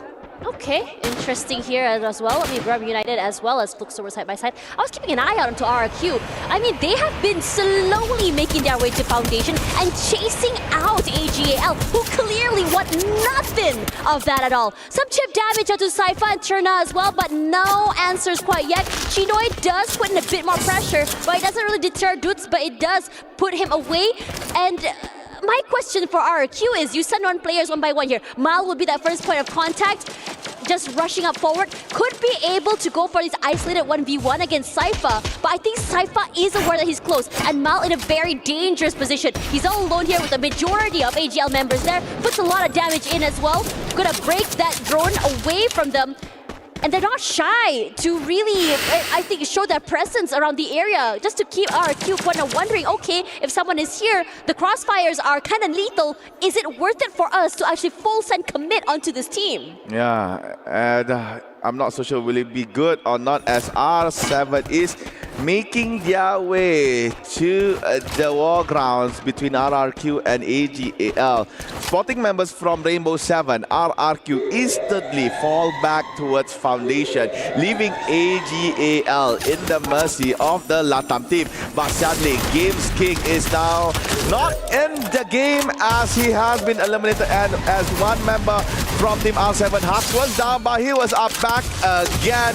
Nice revenge by Dea, taking down Dew. Saifa tries to take revenge for Dew, but it looks like it's going to be Terna up on the spotlight, taking down Hux. But Saifa on the back goes down. Dea as well. Terna is now showing his capabilities in the game, taking down 2 members of Rainbow 7. And right now, R7 is left with only 1. The hunters become hunted. At this point, you really got to rally back, and that's exactly what happened at Dia Dragons. They find themselves in a pickle here as Falcons look to aggress. They have put down, Peanut has already been put down, but the rest of DRG still very much in trouble as CMOX falls. They do answer back here, but RQ is close. They find one member. They knock down Yasir as well for Limit in that game. Not the problem to bring him back alive as well. RQ may have over-aggressed here, but no, they are doing this execution to perfection, completely overrunning and overcoming all of the members of Falcons, leaving Limit all on its lonesome away. And RQ, they are looking to chase. Limit has a lot of space between him and the team, but he has to make sure that he survives. And he's in a very dangerous predicament. There are teams close by who are really eager to be able to find him and get that one precious point in the back. But now it might be Divine. They're gonna rush onto him. He's inside of the building all alone. It's a meat grinder of death for him. And the Falcons just get destroyed. Limit was just a tad bit too late to use the mini jump pad that was set up by his previous teammate to escape. RRQ, nice rotation from Foundation. They return back on towards Refinery, sees the Falcon versus Dragons fight, and Falcons, despite almost eliminating Dragons, they were then decimated by the third party set by RRQ. And with that said, Falcons has to stay on 12th place right here as they have been eliminated by Team RRQ. Meanwhile, on Shrine, Indonesia versus Indonesia, Vitality versus EVOS Divine, and Dix was shot. Rasa a little bit slow on taking that final kill. Koja Nice glue wall setup, avoiding Ray from pushing over. Stepping out from the red zone of Skylar. Koja with a VSK in hand has to forfeit his match towards Ray. Nice execution. Now Vitality, Azrael and Kyung left. Azrael now is being settled by Kochil and Emga. It's going to be 2v1. Azrael now turns red. We are left with only Kyung. Will Kyung be able to save Vitality? All he needs to do is find space, but now Kochil goes in. Blue wall is up for Vitality. Kyung needs to escape, running towards the back. Quite low, but apparently looks like Kyung managed to buy time for the other members of Vitality to come back in. Kyung goes down. More points towards EVOS Divine. EVOS are just so aggressive. This is the EVOS Divine that we saw on day one. Very aggressive, quick to this fight, and so eager to go for these, for these aggressive style plays. They are just, I would say, a lot of respect put in here. The same could be said about R7 toward the member of AGL, sending 2 players straight to make sure that deal will be secured. And R7, they've been moving aggressively around the map, finding these very aggressive pickoffs, and I think it's been giving them dividends in terms of eliminations, because right now I think they have 3 points. EGAL, I don't think Kalahari is a very lucky map for them. After their interaction with Rainbow 7 earlier in Oldhampton, they met again in the sub.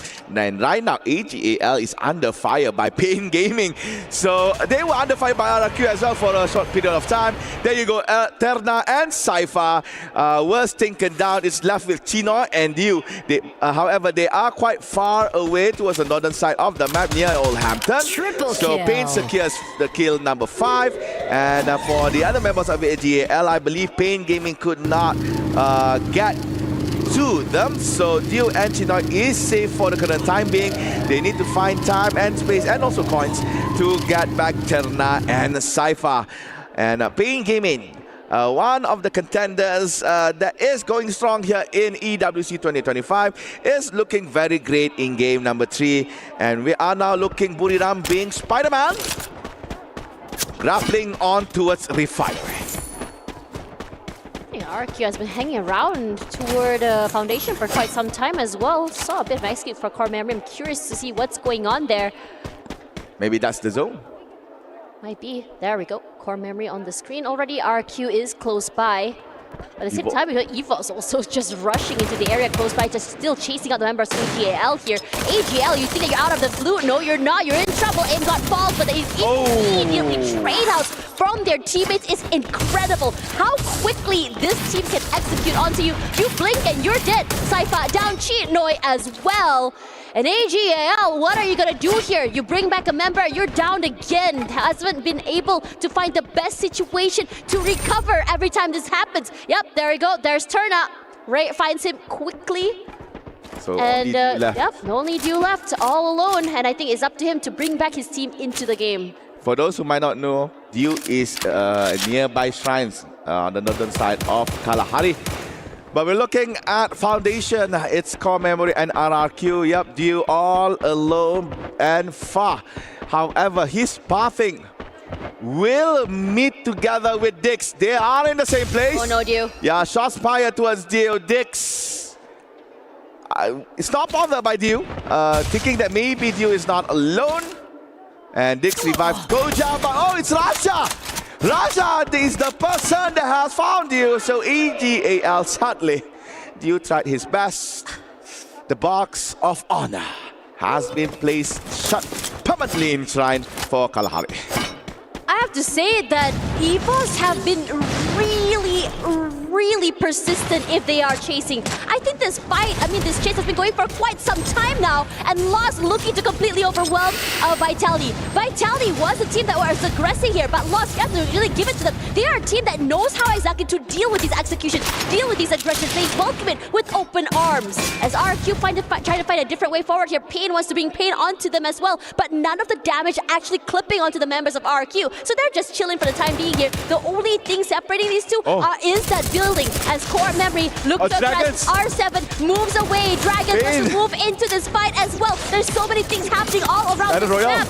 But in this situation, Core Memory giving a little space away, but over onto this side, it's a bit of a stalemate.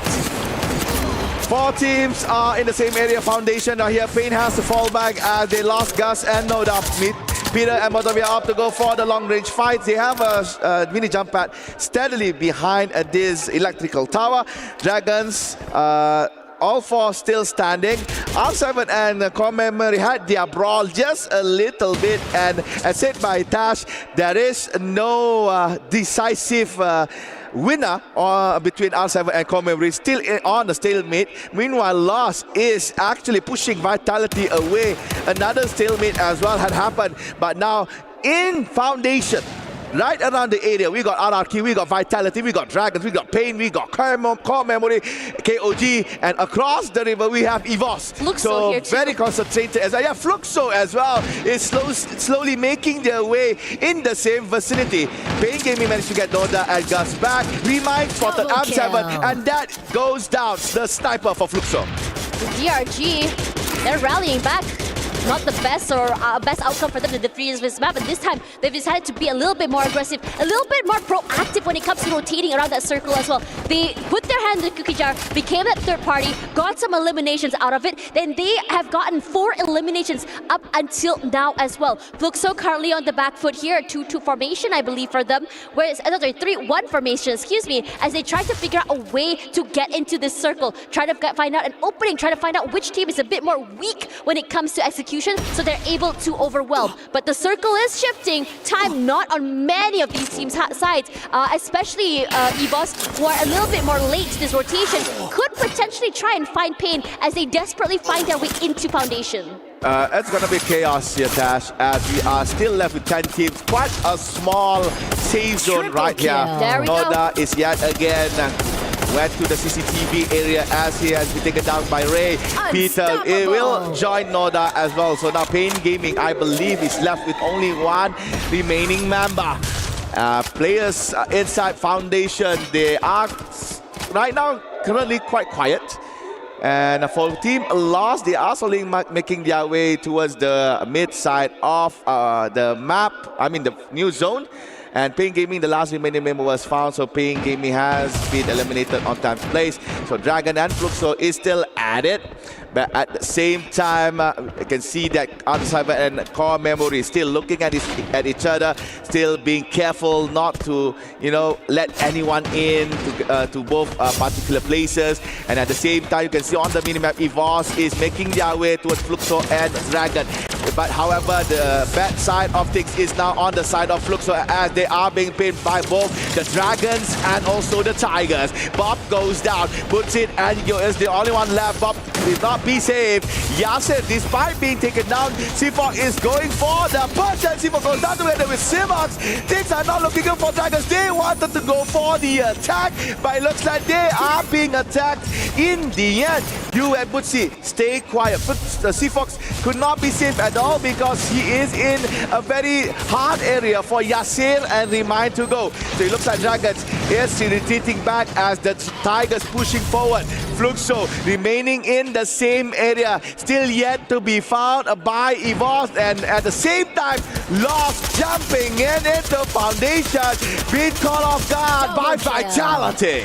I have to say this is all very, very aggressive and very desperate for some of these teams as well. Just landing, finding any form of space out there in the open. There's not a lot of cover. If you think about it, every single cover and corner has already been occupied, and it is just nasty out here. As Nando 9 falls, Cougar to get that 1 point, and it's great for him. Lost eliminated at 8, and this is very, very rare. DRG had an upper hand, and now they are the ones in trouble. They're all around the space, but EVOS, they're on fire, and they thrive on this chaos. EVOS rush up forward. Ray, as the highest amount of damage dealer, the tip of the spear for this team, has doing a great job to just start these fights as well. But EVOS finds Vitality, eliminates them decisively, with things blowing to smithereens quickly, and 7th place for this team. But EVOS not done quite yet. They're rushing forward here, moving in tandem with the zone. Whoever that moves, they're in trouble, but somehow DRG has managed to evade them, and the same could be said about RRQ. 18 elimination points for EVOS currently. You can see that they are currently holding 32 points in our point on stage just from the eliminations and their previous games alone.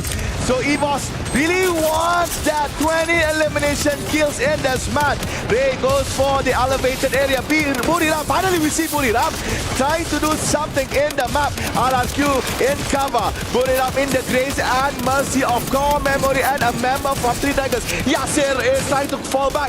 EVOS is being trapped by RRQ, but RRQ looks like they are stuck inside their own cabin. They can't go out. Grenades, if grenades were to enter in the cabins of Team RRQ, we could see a wipeout. You look, Russia has to opt to go for the Legends in order to get RRQ, but sadly, EVOS goes down. RRQ managed to finish them off. Team goes to Dragons for the other team. Now we are left with RRQ, Buriram, Core Memory, and R7. I have to say that was a very aggressive approach here by EVOS, perhaps an overheat. They were out there in the open, they could not move and reposition themselves, but BRU, they show their fangs here quite late, but definitely here, 4 eliminations already. Wasana looking to start something, anything, moving together as a team, but they are currently in the middle of the pack here. Sandwich have to really be careful of where exactly they decide to peek out here, but they are not going to stop aggressing here as Core Memory from the top side sets being paid over to this team, jumping down, a triple kill to his name. Core Memory already with a 5, breaking down those blue walls here, trying to find the other members of Buriram Unit who are stuck inside of that compound. Not going to be the easiest in terms of positioning as well. Have to be careful, but RQ at the bottom side with R7 as well, who are very, very optimistic. So for now, a stalemate to cool things off. Yeah, quite enough for a while, but now R7 said, no, quiet, please. We want to play. They took down dudes. It's only 18 years left. Newest member from RRQ, and he goes down swinging as well. So RRQ on 4th place. We still yet to see Buriram shine. They were quite quiet here in Kalahari. There was not much interaction between BRU and the other teams. So coming into these last few moments, this is where BRU usually shine. So Core Memory on the sideline, only separated with one wall. R7 actually have good point of view towards both teams actually, but Buriram tries to go towards the left side of Rainbow 7, denied by a glue melter. However, Joanna, captain for the Buriram, will try to scout a little bit towards the front to see what's happening. And Rainbow 7 right now, it has to get busy trying to take Team Core Memory that is coming from the right side. So in a sense, Rainbow 7 is technically pinned, but no! Buriram caught Cougar and Dawn. Shots has been fired towards Core Memory. They have to sit quiet. They have to rest and revive and reset. And it's a very, very dangerous zone as well, because the out the top of the side of the building there is out there in the open. You throw a nade and the whole team just explodes to smithereens here. Buriram United on the back foot. The low ground is what they're going to be playing for, but they're trying to deny any angles that R7 can abuse. Everyone lying in wait to see who exactly will be popping their heads out first. A bit of chip damage all around here for every one of these teams here, but Buriram United possibly have gotten a bit too aggressive. Get high, eats a bit of damage here, but Buriram United managed to climb up onto this terrain and to the building as well. R7 tries to aggress, cannot move, cannot see, because they also have to worry about Core Memory, who are currently having their eyes onto them as well. Core Memory denying the space away from R7, pushing down those blue walls, denying them the push. For our Joker, R7 finds 2 members already. Wasana, Dawn, knocked down already. Pain for above, Hux will fall as well. But everyone, it's a free-for-all. No clue where to go, how to play. But here is Buriram United trying their best to break these blue walls. Cannot move. It's just a matter of who can survive for the long time longer, because every single player has been separated by just these blue walls. These walls as well. Everyone jumping forward. Here's Games King trying to see whether I can see ahead. Finds nothing at all. It is cacophony. No one is dying. What is happening here? Jump fall, sense as well. Jonah could be at the least as well. The time turner denies them a bit more space, but Cougar and the rest of the team are already out here. Core Memory out. Buriram United lying in wait. By the end of the day here is Bobby Star R7 to be able to get this booyah. What the heck is happening? Everybody was putting down blue walls, not to protect themselves, but to deny entry towards this ever-shrinking zone. They tried to zone out the enemy teams, enemy players away from coming inside. From in my point of view, I thought that maybe they are setting up for a medkit fight, but the setup, but movie star R7 was spot on. They blocked BRU. They blocked Buriram from pushing inside.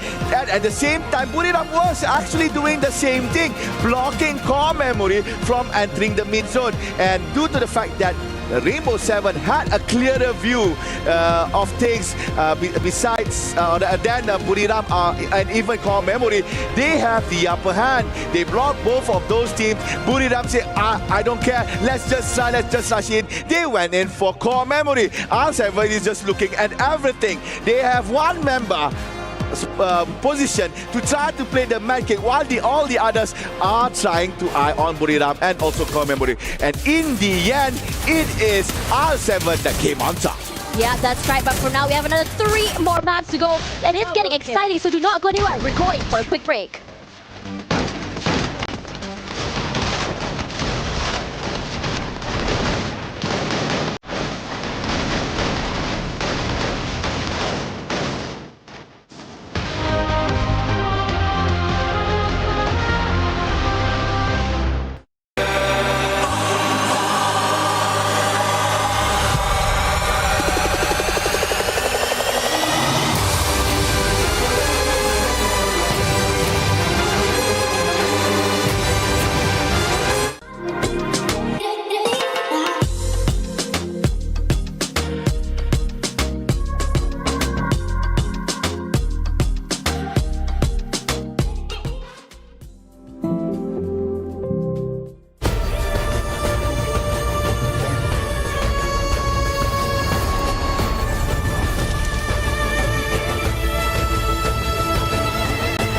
This land is calling.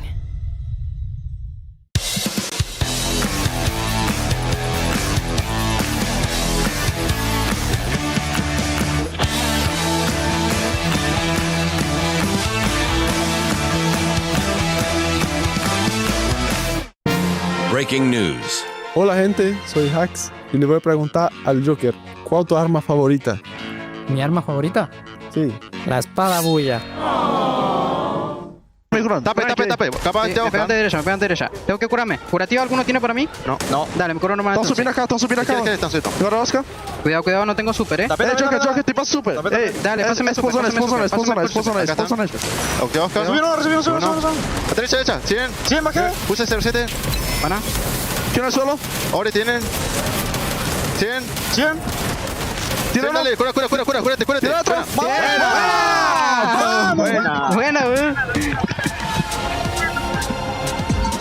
Well, almost looked like Buriram was going to grab that booyah there, but R7 had other plans. And that was such a crazy booyah, guys. We had a maze of blue walls, 3 teams vying for that booyah. But at the end of the day, R7, they remained calm, composed, brought it all the way back in, and they've now secured themselves a massive chunk of points. Welcome back to the panel, everybody. We're going to break down our game for Kalahari because we have passed the halfway mark, gentlemen. Definitely. I mean, a lot of excitement has been brought, not only from that final circle, but also before that happened. There's a lot of early engagement, a lot of disappointing endings, especially when you are on a crosshair of a sniper and you're solo. I mean, it's true, but we are seeing a couple of patterns being very evident in this game. Number one, RRQ, they're definitely out for the Falcons. Like, it's clear that they're making early rotations to intercept them during these fights, but it may be costing them a couple more points. This time round, at least they're walking away with at least 10 eliminations, 17 points, while EVOS Esports, I think, are the big winners. Rasha was having one hot game. He's the kid, man. Yeah, definitely. The Wonder Kid, the sniper of EVOS Esports, really is bringing it on. 6 points in terms of placement, but in terms of elimination, it was 18. So that is why, despite of R7, Movistar R7 grabbing that booyah, they're very close right now in the match result. Look, we're seeing some teams really focus on those placement points, right? But sometimes you also got to grab those eliminations. So moving forward, are we going to be sticking to one particular play style, or do you kind of feel like it's just a case-by-case basis? Because we're so used to seeing tournaments where teams, once there's a bit of a meta established, it kind of carries through to the rest of the maps played throughout the day. But it almost feels like every map played today, it's like someone decides to just change the recipe for the cookbook, and we don't know what's going on. Well, I guess it's good. I guess it's good that we're seeing a little bit of a shuffle in terms of game style. Some will try to make their way as, I would say, the silent Booyah takers, similar to what we've seen Dragon Esport has done. So that's how they survive, and that is important as well when it comes to Champion Rush. But with this disruption, I guess this is important as well to be countered towards tomorrow, because it's a good thing that it's showing right now. Otherwise, we might, or they might be surprised. I think at the very least, we should be expecting these next 3 maps, because we saw during the knockout stages that once we get to the latter half of the map rotation, a lot of teams start really changing up their style. I think, as you've mentioned, like changing the secret sauce just a little bit every single time is really throwing a lot of teams and a lot of players off guard as well, right? Because you don't know who's going to intercept you next. And I think that, at least for R7, they started off, hey, we're going to be aggressive, we're going to do what we do. But now, especially for Kalahari, it's interesting to see them not be as aggressive, take a really passive approach from mid to late, which begs the question, what were they saying during those voice comms?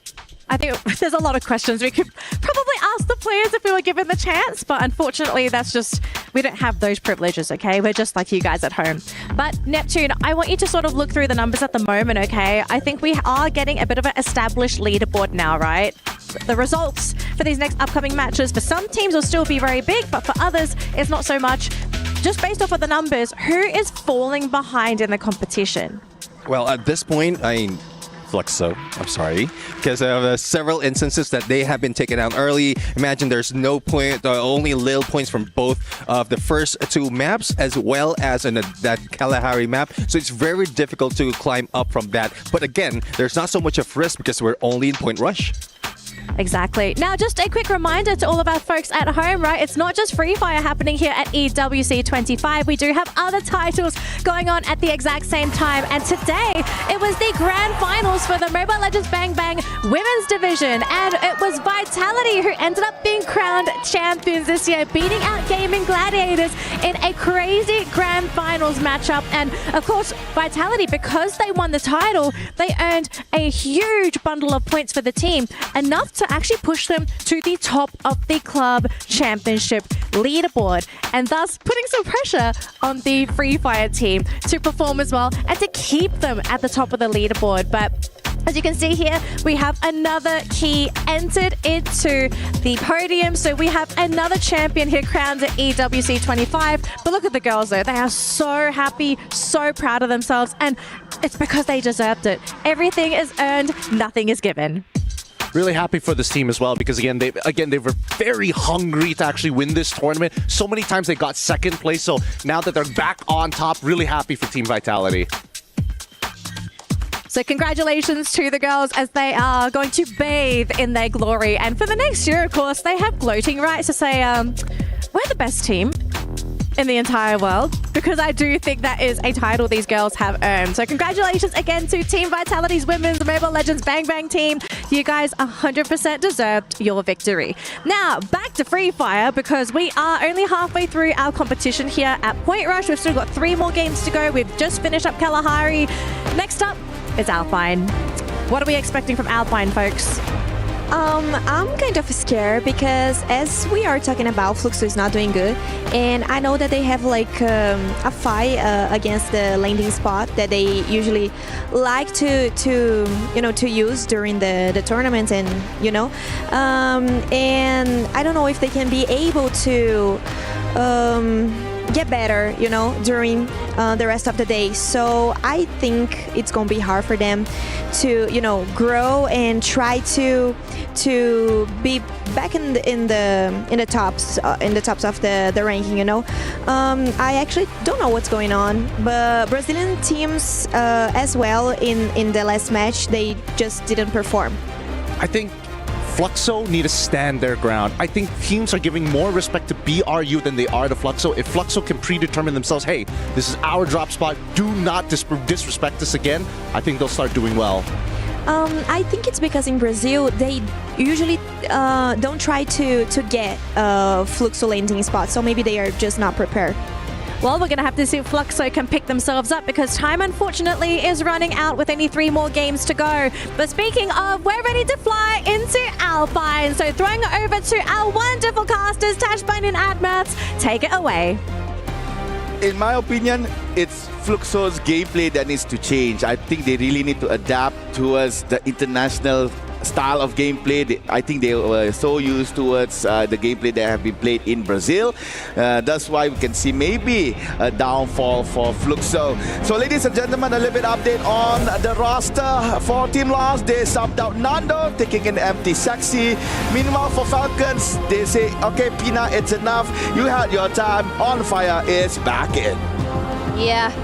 Super excited to see how exactly this will change the trajectory of this game. I mean, Lost, they were very, very explosive throughout this entirety of this week. We saw, I think, some glimpses of it, if you ask me, in a few of these games. But I feel like a lot of teams are already very much ready for it to counter their self-play, to counter this aggression. And I think that these type of styles of play is just something that a lot of teams were, I think, not only are they waiting for it, but they are also welcoming for it as well, because a lot of teams have already some protocols in how exactly to stop these rushes for, especially in towards buildings and areas as well. Now, Movistar, R7 are the teams to watch out for, especially after that win earlier, because honestly, it was so phenomenal how they were able to take that game away.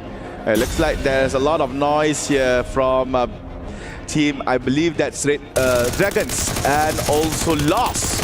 We were talking about Lost, and Lost is fighting, and they took down Dragons, I believe. Can we see any Dragons logo? No, they are all eliminated. Base camp cleared by Lost. A very early exit by the MENA teams.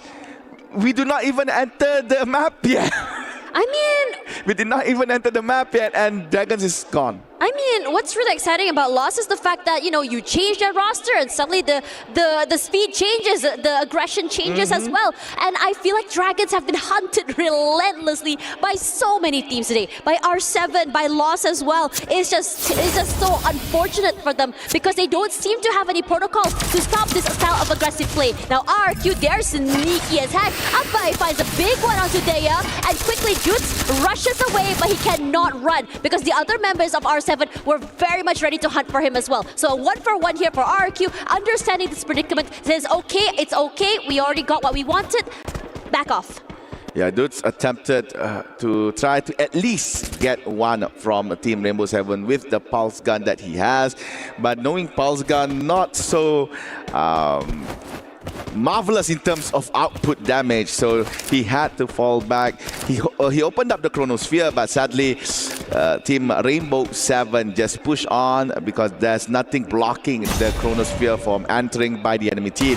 Meanwhile, Fluxo, we were commenting that they should improve their game. However, before that, let's see the replay between Dragons and Lost in base camp. One-sided matchup. Dragons could not even match with Team Lost on that first bout in Alpine. So they just got decimated by the Brazilian team. Back towards AGANL. Fluxo, AGAL managed to gain a very advantageous position here in Stadium.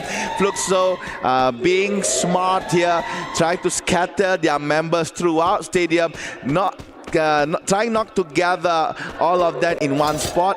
That is to avoid a whole team massacre that can be done by AGAL. And you, as the sniper himself, this elevation is pretty good for him to catch any Fluxo members. But Fluxo does not care. They come in, jump towards Gio. Gio goes down this part, getting boots in to turn red. So Gio really needs to find that space and time to get back Butsin, but sadly Butsin cannot be saved. Gio managed to get that point for AGAL. On the other side, Bobs and Chinoy is trying to maybe scuffle, but at the same time Chino is looking at his back as Gio is on top of that roof. Chinoy got a little bit of chip damage to himself. There you go. Bob's coming in, rush towards Chinoy. He was distracted, and yep, Bob says that, oh, you look behind? It's okay, I come from the front. great reposition from Bobs as well. Fluxo, great recovery. I mean, you lose your member fairly early. A lot of teams decide, okay, let's just back off, or maybe try to find a different point of entry. But Fluxo, I have to say, they are the type of team that says, okay, we're down and out, that's fine. Just rush forward, try to catch players off guard, and that's exactly what happened here. We're seeing a lot of fights happening, and Lost this time around with the presence of MT Sexy into this game has really changed their dynamic, changed their momentum, changed their style of play, and I think it looks really good, especially nice for the headshot. second half of the day here with the Rigby, a great pickup onto Abai, and this should slow RRQ down. This is massive, phenomenal as well. 18 years all alone as well, and I can tell that for Lost, they have already identified where the positionings of where the players of RRQ are, and they're quick to swarm. With the presence of MT Sexy, we can see a different form of loss. And that was a very nasty one-tap by Rigby, former member of MIBR, currently serving for loss. On another side of the map, near Snowfall, we see the scuffle between Rainbow 7 and Buriram. This is something that you usually would see at Snowfall, as both Rainbow 7 and Buriram made their particular place as their drop spot. Wasana pushes forward with Wasana style by Get High, gets that point kill using the grenade. Joanna waiting in front, but Joanna goes down. Get High, the support that he is, providing the glue wall to survive and try to get back Joanna. Della pushes but fail. Now Joker is falling back. Finally, Buriram won at least a single match against Rainbow 7 in a clear 1v1 brawl, and Joker has to fall back, has to reset, has to be careful as well, because the route that he's treading right now is quite dangerous, because he is moving towards the middle of the zone. Now silence. We saw a lot of fights happening earlier, especially toward Fusion, where we saw, I think, a big scuffle between Falcons as well as Vitality as well previously. I think Falcons did bring in some revives as well for their teammates. So if anything, it wasn't really a full-on fight, but it was quite nasty here. But RRQ, they're still not out of the red. They're still in trouble. Mal quickly brought back into the game, but not before he gives that one precious point onto Lost as well, who are still rampaging throughout the entire Alpine. That nade, disgusting shot onto 18 Gear. He cannot do anything. This guy is just walking into big areas and kills and just completely decimating this entire team here. Abai tries to equalize. He's got one pickup already. Quick to reposition himself forward here. Actually reaches into the chrono. Abai cannot fight back because Lost were ready to just receive RRQ here. Abai as well to fall, and his teammates cannot answer back. And RRQ here, it goes from bad to worse.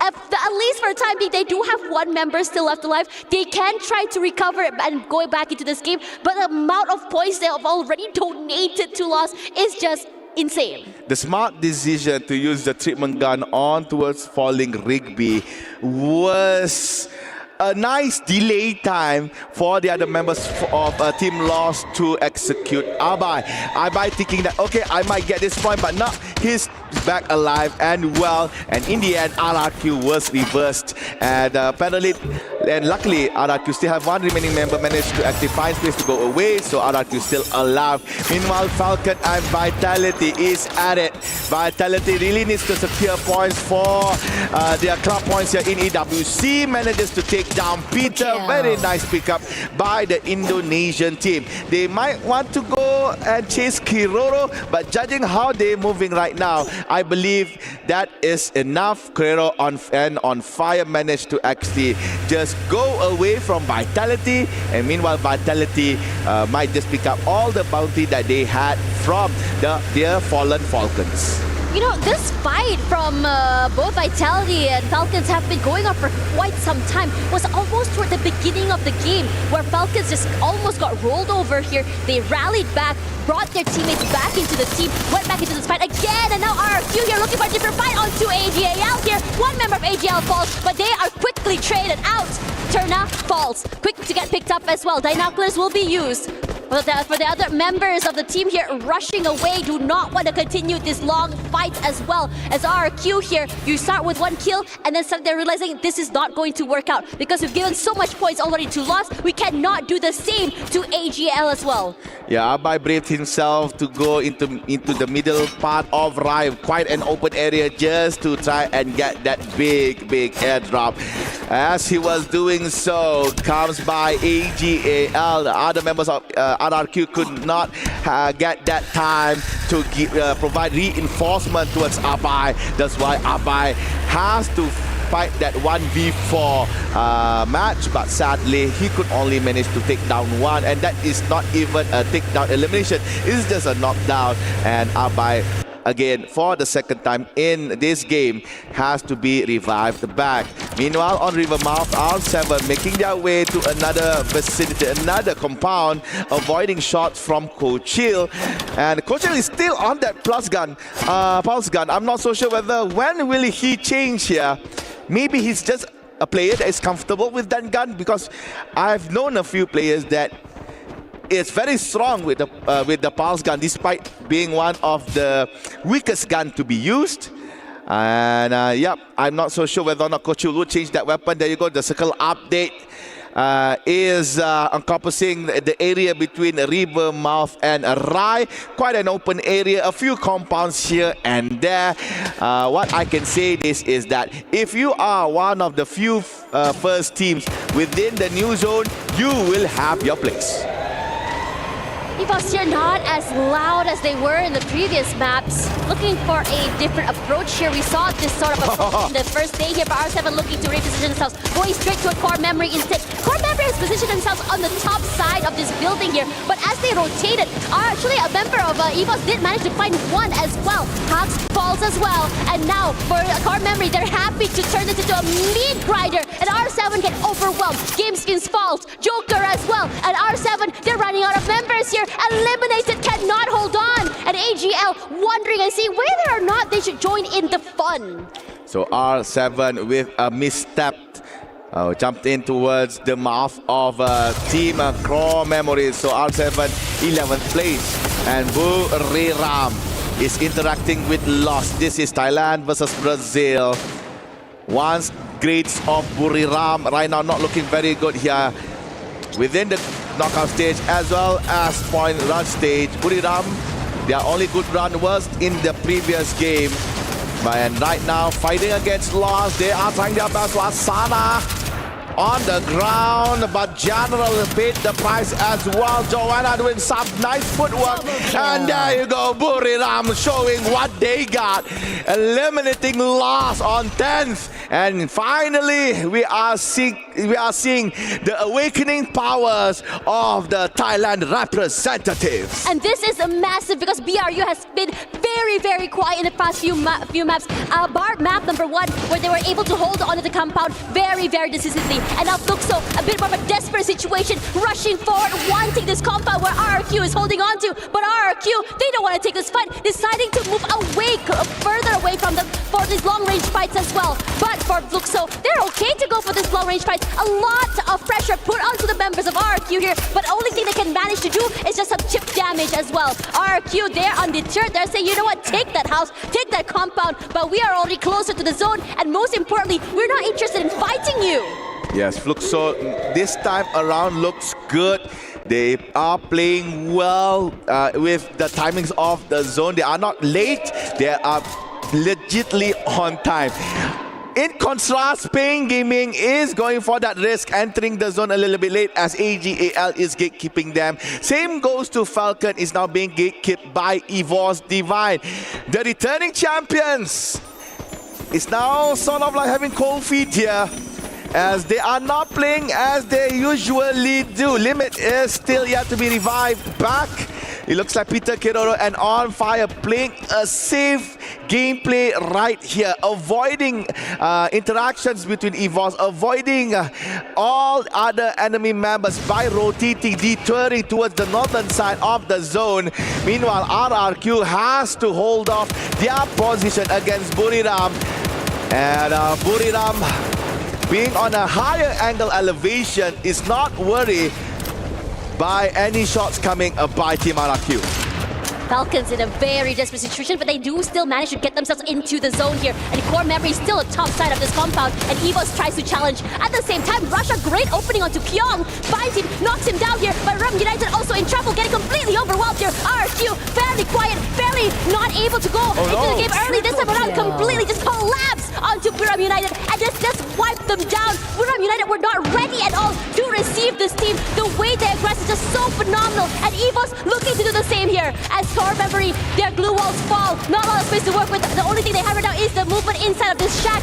But Core Memory keeping them out. Finds a way to go outside on a more even footing outside in the open right now. Ray falls. The first point of contact cannot hold on. Kochil and Ray knocked out already. Core Memory knew exactly what they were doing when they decided to aggress outside of the zone. And suddenly, the other two members of the White Tigers running for their lives, finding a way to bring their teammates back into the game. But I don't think they can here because Aim God as well will be found. Cougar does get knocked down here, but in this situation, what can you do? EVOS happy to let go of everything, cutting their losses and try to bring themselves back into this game. Luxor managed to eliminate Vitality. At the same time, we were watching Buriram being knocked out by RRQ. Falcon not looking so good.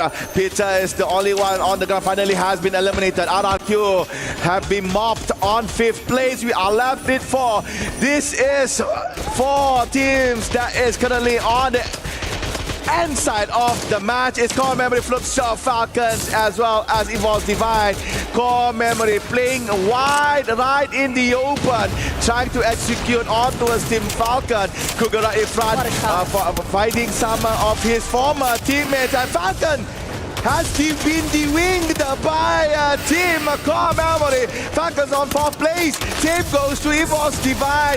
Now on 3rd. It's going to be Fluxor versus Core Memory. Both black and white teams are at it right now, but it looks like it might be a Fluxor win. And there you go. It is it. After so many struggles on so many maps, Fluxor gets a booyah in EWC 2025. And this is phenomenal because Fluxor is one of the most decorated teams here. One of the favorites to make it to the top. They haven't been able to show their shine for this entirety of this week, and now they took their time, a bit on the back foot when it comes to rotations, when it comes to fights, but they knew when exactly to aggress. They did not want to have those early fights at all, and they waited for the last possible moment to bear their fangs. Fluxor, they bring their flag up and they stand tall. Finally, they could see themselves on the big screen right here at Qiddiya Arena, Qiddiya Stadium here in Boulevard Rose City, Riyadh, Saudi Arabia. Everybody, a lot of spectators doubted Fluxor on how they had terrible games during the group stage. Quite a cold start as well today on the point rush stage. And in that match in Alpine, I could see that they finally managed to find that timing on towards the zones. Usually you will see Fluxor entering very bit late, but this time around they entered very nicely. Anyways, we have Carol waiting in the wings with the player. Let's see what he has to say. Amazing match that we just have watched, and so far it's everything perfect here. We are in the preparation for the grand finals tomorrow, but still there's a lot more to come in the point rush stage. Right now I'm happy to be here with Joker, the player for Movie Star R7. Thank you so much for your time. I know things here are crazy, but I gotta say that you're having a beautiful performance here today, especially in match 3. You sacrificed so much during so much glue walls during their fight, and a lot of pressure for sure. And I would like to know what was going on in your mind. En el juego número 3 fue un momento de mucha presión, se estuvieron sacrificando muro tras muro tras muro, y quieren saber cómo estaba tu mente en ese momento, qué pensabas en ese momento de tensión. Nada, en ese momento de tensión creo que estábamos todos comunicando lo más que podíamos en la partida sobre los recursos que teníamos, sobre lo que veíamos. Tratamos de imaginar qué iba a hacer cada equipo para ir rotando en base a eso, y nada, jugamos en eso, imaginando lo que iba a pasar en la partida. In those tense moments, we were mostly communicating everything we got, the resources we had, what we know about the other teams, what other teams could be doing, what are we going to do, and we were just zoning into winning that game. Amazing, amazing. Yeah, I love that answer for sure. And right now, one thing is true, that you guys are one of the top teams of our leaderboard. And for a long time, we haven't seen like a LATAM team doing that stuff, and you guys are doing amazing. And I would like to know, how does it feel to finally to prove that you guys are capable to play against the best of the best? En estos momentos ustedes son uno de los equipos que están en el tope del leaderboard y ningún equipo sudamericano, latino ha hecho esto anteriormente. Cuéntanos cómo se siente, qué significa para ti el poder al fin demostrar que ustedes pueden jugar en contra de los mejores del mundo. Creo que nos sentimos muy felices. También hasta el momento no ha acabado nada, toca seguir trabajando y venimos con la mentalidad de que podemos ser campeones, venimos en base a eso. En cualquier momento los que hemos jugado sabemos que tenemos el nivel en la región de poder salir campeones y queremos eso, salir campeones. We are very happy, but nothing has ended yet. We are still continuing the grind. We're still continuing with the mentality that we can win this. We know that we have a huge level in our region, and we are able to win this. So we are just continuing to zone in and go for everything. What a confidence. I love that, Joker. Congratulations. You guys are doing amazing. Thanks so much for your time for interview. I'm going to let you prepare for the next match. And right now, I'm talking to you. So we're going to go for a quick break, but I hope you stay with your eyes very open because we're going to be right back.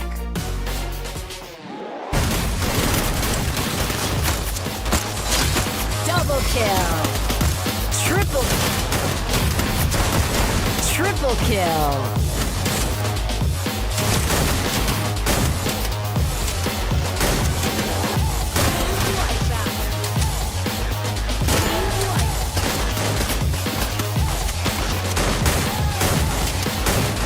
Unstoppable.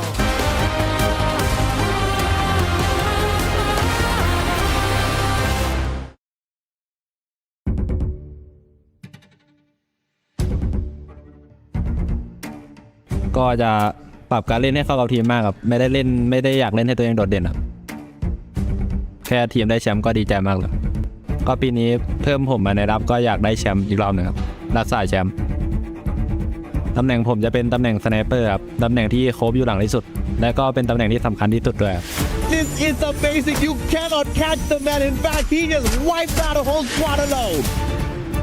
เป็นแชมป์อีกรอบหนึ่งครับในวันใจของผมก็คือน่าจะการที่ยังไม่เคยได้แชมป์โลกครับ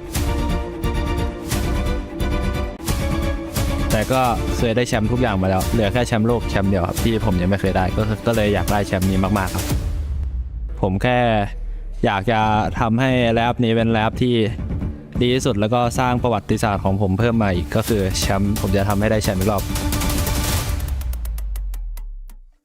Hey everyone, I'm Yenso and I'm right here at the Boulevard and where I am is the play park. Everything in here looks so futuristic. It looks brand new to me and today I'm going to try out a new game which I've never been to. So let's watch me play.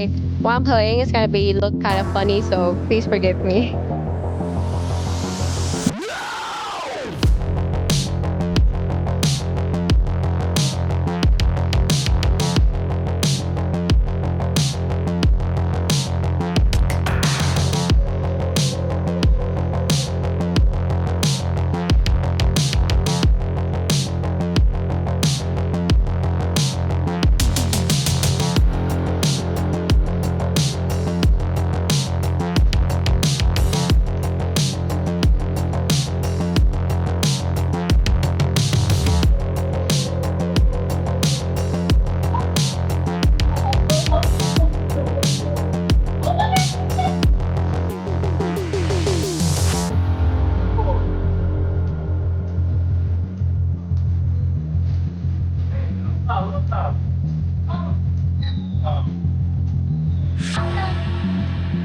ระเบิดมือ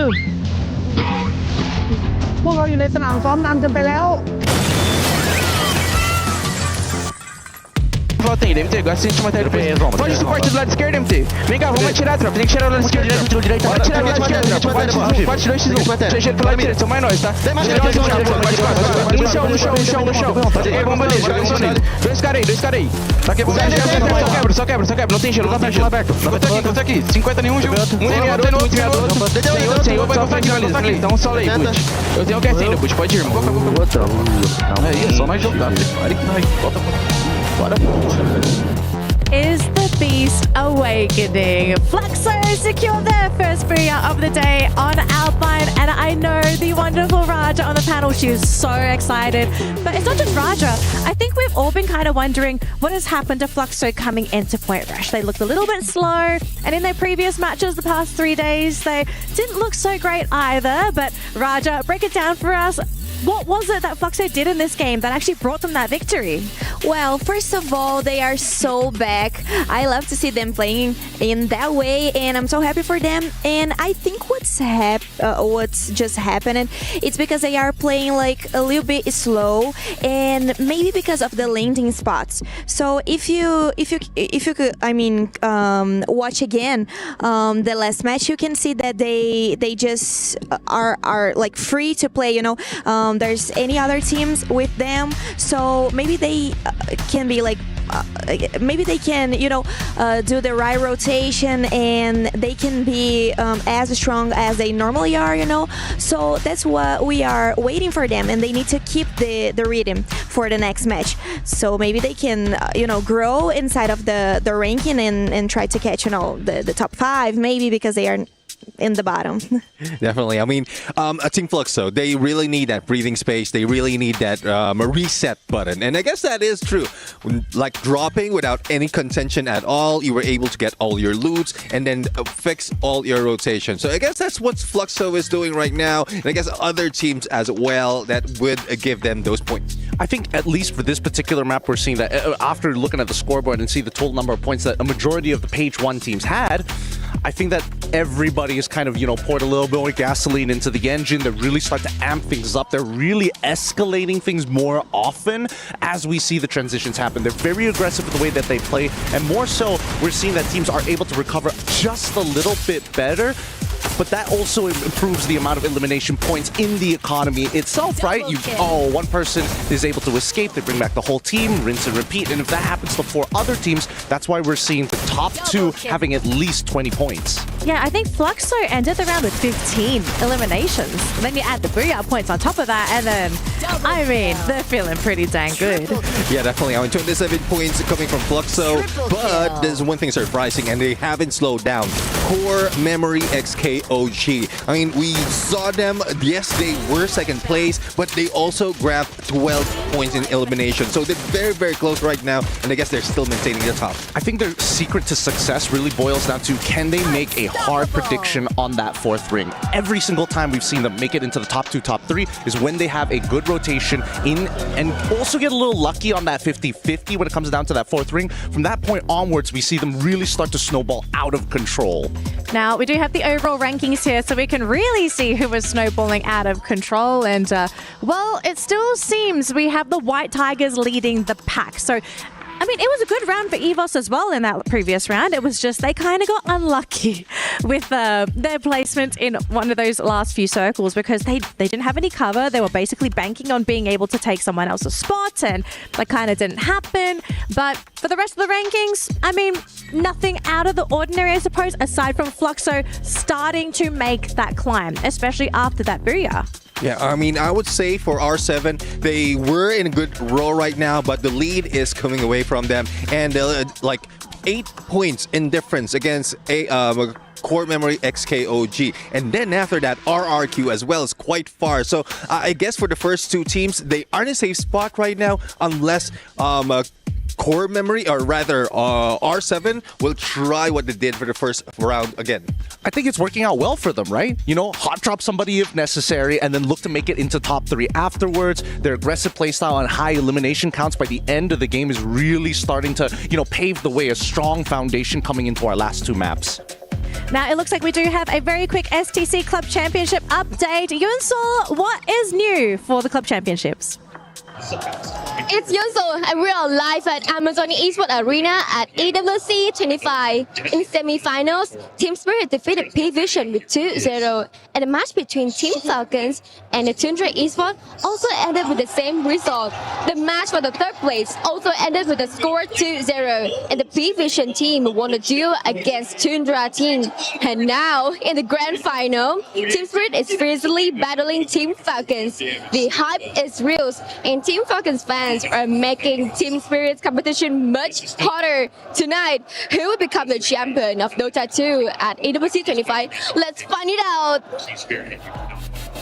Thank you so much for the update, Yunsul, and Team Falcons fighting strong in Dota 2, it seems. And obviously, their Free Fire team's going to want to knock it up a notch as well, because those points, they're all up for grabs. It's just showing how close the club championships are really starting to amp up here. It's only week 2 of EWC, so it's pretty surprising that not any one of these teams have like really soared past each other just yet.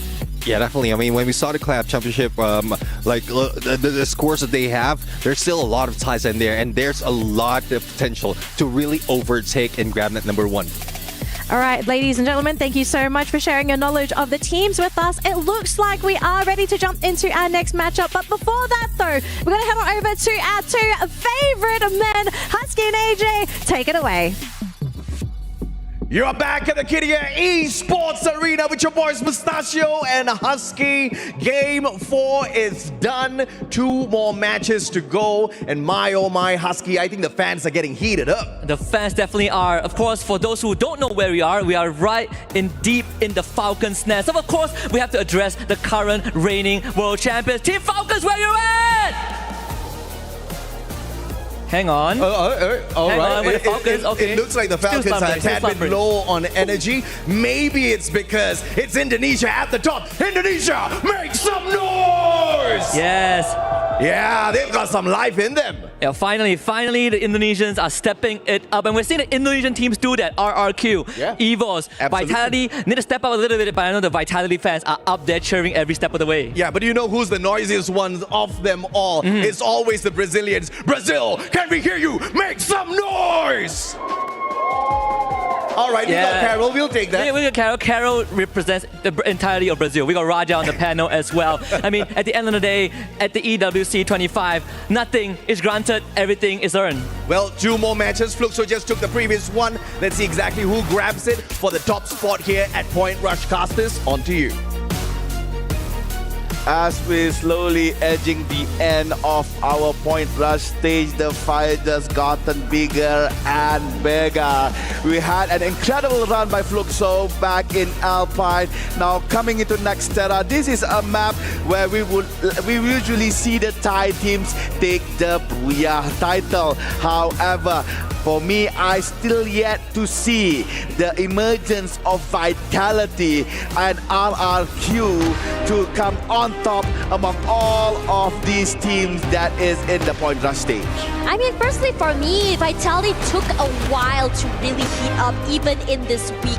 So I wouldn't be surprised if toward the end of the day is the moment where they really wake up, because there have been some very devastating moments that they were able to dish out toward the end of the day here. But anyways, Point Rush stage here, between EVOS Esports as well as Movistar R7 here, 63-54 in terms of pointers, and eliminations are so very close. But the ones on top, honestly, to me, EVOS Divine and Core Memory are some of the teams I'm looking out for right now. Only 1 point shy of each other. EVOS Divine as well as Core Memory has been really scary. Core Memory not the flashiest compared to EVOS Divine, but they sure know how to wrap up a game. Alright, from Grave Labs up until between Twin Bridge and also Mortar Ruins, that was the flight path for Nextera. Looking on the overall map, nothing much can be said here, as most of the teams are far apart. Except for Lost and EVOS, they are sharing Zipway, and it looks like the sharing moment is going to be over soon, as shots fired by EVOS Divine towards Team Lost. There is one lone member from Team Falcons nearby, but that is just one single spy that is trying to get maybe some cheeky kills in this couple. So EVOS running into cover, Lost is still outside, Rasha deep inside Zipway. And it looks like Falcon has made their way as well. So 3 teams right now in Zipway.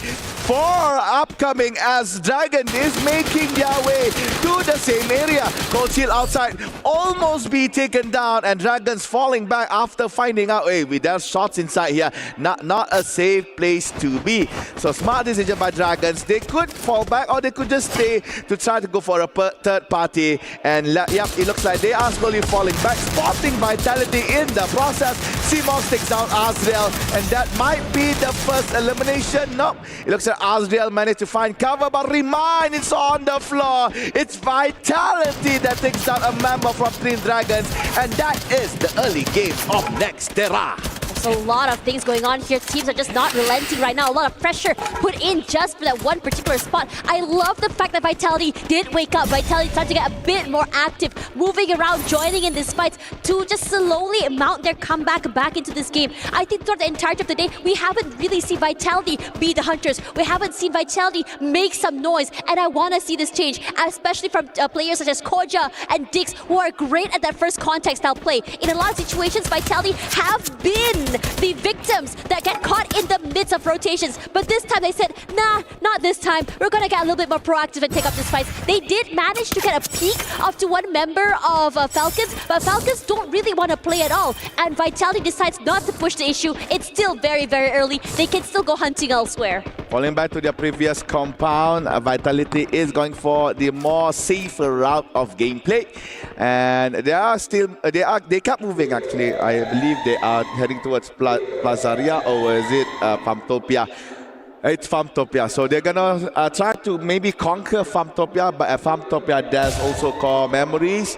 Okay, making their way slowly on their right side. There is Team Dragon. They are interacting with the MENA team yet again. Remind has come back. It's still the early stages of the game, so Remind could still find resources scattered around Nextera. And it looks like CMOX is holding Team Vitality together with CFox. Vitality is choosing to use the mini jump pad to fly over towards a longer range distance between them, and also Dragon, but sadly CMOX and also his team member Remind managed to caught them off guard. 2 members of Vitality is on the hands of Team Dragon Esports. And these points are much needed from DRG right now. They are currently on that last spot with only 22 points. Could this be the mount for them right now as they overcome AGAL now with 2 extra points, putting them 1 point ahead of DRG? I would love to see them just keep going in terms of aggression. They weren't very lucky when it comes to a lot of fights. They weren't very lucky when it comes to rotations. And most importantly, they were hunted throughout the entirety of today as well. I want to see a change in pace where DRG surprised all of us in the entirety of this week, because out of nowhere, they were able to overcome so many different teams. Rainbow 7 playing the high elevated gameplay against Team EVOS. The only counter is easy. Be under them. That's all. But EVOS really wants to fight Rainbow 7. Taking a toll on towards 2 members of Team EVOS Divine. A misstep by them. They didn't time themselves well with Rainbow 7 looking at them down below. So it's only left with Ray and AimGuard. And R7 is still on top of that, I could say a train tracks. More like a highway for trains, I guess. So they're going to stay up there. Ray is pushing forward. AimGuard will stay in Rustown. Maybe just be like a counter for Team R7, just in case if R7 move. So AimGuard facing 1v1. A little bit hard here with the time turner, and there you go, 1 punch. AimGuard takes 1, but sadly the backup has come just in time. Despite losing there, R7 looks strong for elimination kills. Yeah, I mean, their positionings have been huge. I mean, it looked as though they were in trouble earlier, but they have been able to recover. They've been managing to get all these stragglers all around the map. They don't really have to full commit as well in this situation. And currently, they are hot. They love going for these fights. They're not allowing this isolated 1v1s. And even if there was an isolated 1v1, the reaction time coming from his teammates to trade out immediately, not allowing for the perpetrator to get away safely, is just phenomenal. Vitality step around, finds Dudes, but his teammates are rallying, chasing away here. Dix understanding his predicament, trying to put himself away from the other members of the team. Great pickup here for the glue wall, but Dix not fast enough as RQ. Look at it, choke him from the other end. Trying to go for an attempt of a 1v3. Dudes managed to get one, but sadly could not get the other. I'm sorry, not Dudes. A member from Vitality almost gets all three, but sadly it was a 2v1 ordeal for him. I believe is making his way towards boxing gym, trying to save life for Team Vitality. Azrael as well on the southern part of the map. So for RRQ, I am in a bit of a doubt whether or not this lineup is actually stronger or whether Kiba's lineup is stronger, because in my opinion, I almost see no difference here. Maybe the style of play of 18 year is what they wanted here in Point Rush. Maybe 18 year is slightly aggressive than Kiba, but the results are not really showing. Maybe just a little bit, but not so much. As Mal is making his way to Deka Square, caught Azrael in his route, running quite low, has to dash towards the back. Azrael inside the house, could find time for a med kit or two, but no, he knows he has no med kit to do so, so Azrael goes down. Another point goes to RRQ. Great pre-fire as well. You know that RQ spots one member out, you have the long-range hit, and immediately two members rush up forward to collapse. We'd love to see what's happening on the other side of the map here, as Lost did find two members of the White Tigers on the other end. But bringing our attention back to RQ, Pain is here as well. Bit of chip damage onto Mal. We see a bit damage onto Abai as well, but it doesn't deter him for playing a little bit more aggressive. I think that he does want to try and get a bit more closer to Pain Gaming. But meanwhile, on this side of the map, we have for Falcons on the top side of this building, and this could be massive. If they could find a nice angle to core memory, this could spell Pain for them as well. And speaking of Pain here, Pain finally getting that first pick off onto Abai, finds him as well. Montavea doing God's work, if you ask me, because even 18 Deer following into his footsteps. Okay, flying away, Dude is open to get shot, but only a few connected by Pain Gaming, so RRQ safe. Exited Deka Square, leaving Pain Gaming all alone over there. On the other side of the map, near Farmtopia, in between Farmtopia and Plazaria, actually, it's AGAL and Vitality fighting off between two compounds. A few shots were made to show presence, but there is no aggressive execution by both teams. Well, a fumble there by Kyong, throwing a grenade inside the house, meant to be thrown towards the opposite side, but maybe a little bit off angle, I could say. There you go, a large airdrop nearby for both teams to fight for. And in Farmtopia, you can see some lasers coming up from Team Falcons, possibly shooting towards both Team EVOS, Divine, and as well as Core Memory. Dudes and Mal slowly making their way towards the new zone. It looks like Mal might be a bit safer to be inside. Dudes has to walk a little bit longer. For Dragons, maybe they might meet with Buriram, and for Pain Gaming, they might be the third leg in between Vitality and AGAL. I would love for Buriram United Esports to get a bit more aggressive, kind of catch DRG off guard here, as much as I'm rallying for this team to really catch up as well. But a little bit more aggression could be huge, but it's Dragons that bring in that aggression on toward this team. Fluxo now in trouble, all alone here. Was not expecting the speed coming in from DRG. Yasser is one to fall, in fact, as Prox will be one to open it up. Bunsim falls, Prox as well. DRG, they know how to collapse. But for Fluxo, they're very much still in the game, as the only member that has been eliminated is still just Bunsin. DRG, on the outside of the compound, don't want to over-aggress. They have no clue where the other members of Fluxo are, and Fluxo decides to take things into their own hands, rushing outside, finding that space, and hoping to find the DRG members a little bit more close. Finds nothing, because DRG decides to just skedaddle out of it. They got their elimination, and they said, let's not push this issue, because we don't know who exactly is close by, who exactly is watching, and most importantly, we do not want to get third-partied. Finding an area where you could get back your teammates up automatically it's not something Dragon wants to be in. So it's smart enough for Dragons to fall back, avoid conflict for the current time being, because that fight was not in favor of them in the end, as members of Fluxo managed to come back alive from being knocked. So smart move from Dragons, and what I can say from the MENA team is that still they should play safe. We still have yet to see the first team to be eliminated here. It's almost going for the 4th zone here. And for Team Lost, they finally come into camera right here, right beside Team Fluxo. Team Dragons came back as well. Maybe try to get a third-party kill here and there between Lost and also Fluxo.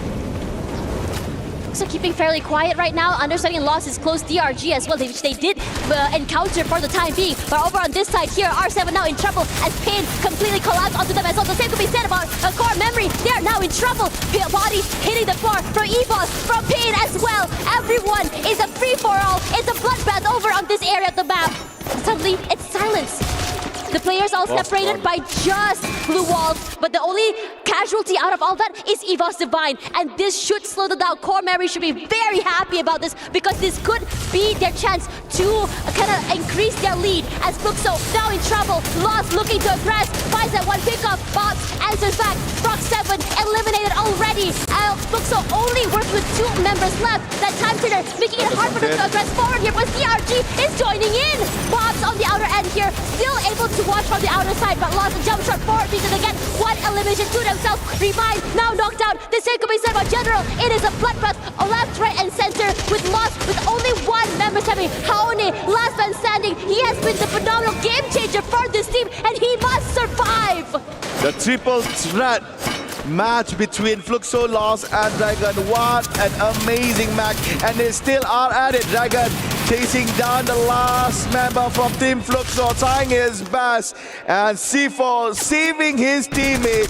Sorry, not Fluxo, but Lost. Eliminating Fluxo, Lost on that play. Fluxo is still alive, by the way. AGAL and BRU interacting with each other. They lost Joanna for Buriram. AGAL now only gets Saifa to be knocked here, but Saifa can still get up on his feet. Same goes to Get High as Mochi provides space. Wasana all alone, trying his best at Get High, and Mochi is on the ground. And Wasana was shot in the back. There you go, Buriram has got AGAL won the fight, and at the same time, Pain Gaming 9th place as well, taken down by another team. Falcons and Team RRQ is at it near Farmtopia. Oh man, RRQ putting a lot of pressure onto Falcons. It's hard for them because they're out there in the open. The zone also pushing for them as well. But RRQ says, you know what, screw it. Let's just rush up toward them. Let's make it a hunt. Finding the Hawks as well, the Falcons, excuse me, making sure that they don't get too aggressive, because AGAL is also close. They take a big chunk of damage here, and RRQ, they're marking both teams. Aggressives forward here, and AGAL want to change the trajectory of all of this Saifa peaks, but he falls. Ball was very much ready for him as well, with Bobs also on the other end of that map, wanting to see whether that can steal away an elimination, and he does. Kiroro goes over to the Fluxo players, but RRQ not done quite yet. Pressuring now this time around. R7, anything that moves, anything that walks, they are in trouble because RRQ fights everyone. Joker is bleeding to death. Hugs will be found by eliminate Sifu, but Joker, he rallies. The 18-year falls. DRG cannot hold on. A different aggression coming from this team, but not enough to keep them longer into this game. As AGAL, they rush forward. Desperation is the name of the game here, as RRQ finds them, eliminates them, but they're still not down and out yet. But Fluxo on the other end, third-partying, stealing away eliminations and kills. Mal as well, his head blown to smithereens. What can you do against an avalanche? RRQ disappeared from the map in 5th place. Dragons and the DR path in 6. Is we are left with 4 members. Movie R7 looks healthy, looks strong. In contrast to the other members, AGAL left with 1. Fluxo still with you and Bobs. Meanwhile, Core Memory only ZS1. Q and Bobs did tremendous work for Fluxo, taking a lot of third-party kills, third-party knocks, as team and players are fighting against each other. So R7 R7 now rerouting their rotation in consequence towards the zone. Dio is trying to climb up. They spotted Dio all alone, but Joker gets that kill. Who will get Dio? It's R7. So AGAL, 4th place. Movie Star R7. Fluxo memories at it. R7 with Fluxo. And Fluxo, bye-bye Fluxo. It is Movie Star. That is the Movie Star. And now Core Memory. Zed and Swan. They are hunting. They smell him. They found him. And they are attacking. And they got him. All 4v1. I don't need weapon. I just need my baseball bat. And with that said, Rainbow 7. Nice booyah. Good gameplay by the Latin American team. R7, they were picked up fairly early as well, but good recovery Fleming for this team. Phenomenal work if you ask me. It was very, very messy toward the middle part of that fight because everyone was trying to find a piece of space to work with. Core Memory couldn't hold on. DRG couldn't hold on as much as I would love for them to rally back. But I have to say, DRG looking a little bit more active. But the winner, the booyah out of everything, falling onto Movistar R7. They have been phenomenal today if you ask me. Quite, I would say, active. Quite, in terms of playbook, they have so many different pages. They went from the hunters into a team that's deciding, okay, maybe it's time for us to just press the brakes for the time being, hold on instead of going aggressive and only showing their backs toward the end side of that game. Fluxo as well, riding high on the momentum for the last game, and it's looking great for many, many of these teams. Kudos to Fluxo as well. With just 2 members, they managed to rake in points after points after points, trying to get that Brazilian spirit of Free Fire alive. But sadly, Rainbow 7, they look so strong. The positioning, their rotation, their aim. You could see how Joker takes down Dio on top of that rooftop as Dio was trying to climb up. And very good R7. A surprise team coming in on EWC 2025. They performed quite well on the knockout stage, and they are performing tremendously well, better than they had previously done here on the Point Rush stage. Yet again, this is Booyah for Nextera, belong to Movie Star Rainbow 7. If I'm not mistaken, this is R7's second booyah today. This is their second booyah today. Kalahari was taken away from them in that very, very incredible fight onto that map. And now they take another one away. This team is just so great when it comes to their strats. They can go aggressive, they can be a bit more passive, and they are a team that thrives onto chaos. Let's see what they can do next as we go into a break first. Unstoppable!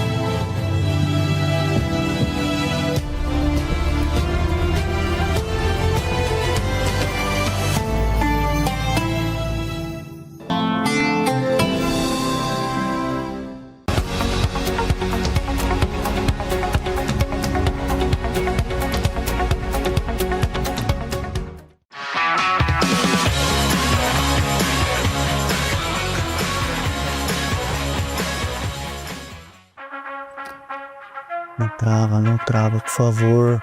Não pode travar, não pode travar. Não pode travar, não pode travar. Nossa, vocês são muito estranhos. Mas se isso for trazer o buia, tudo bem. Derecha. Punto derecha acá. Buena, buena. Queda uno. Salté uno. Dale, déjame pegar un fracaso. Vamos a pegar un fracaso. Un 100 y listo. Sí, un fracaso mío y listo. Dale. Dale. Que no se mate, que no se mate. Está por acá. Acá. Dale, sin. Dale. Tira un correctivo. Dale. ¡Ay, le fallé! ¡Ya!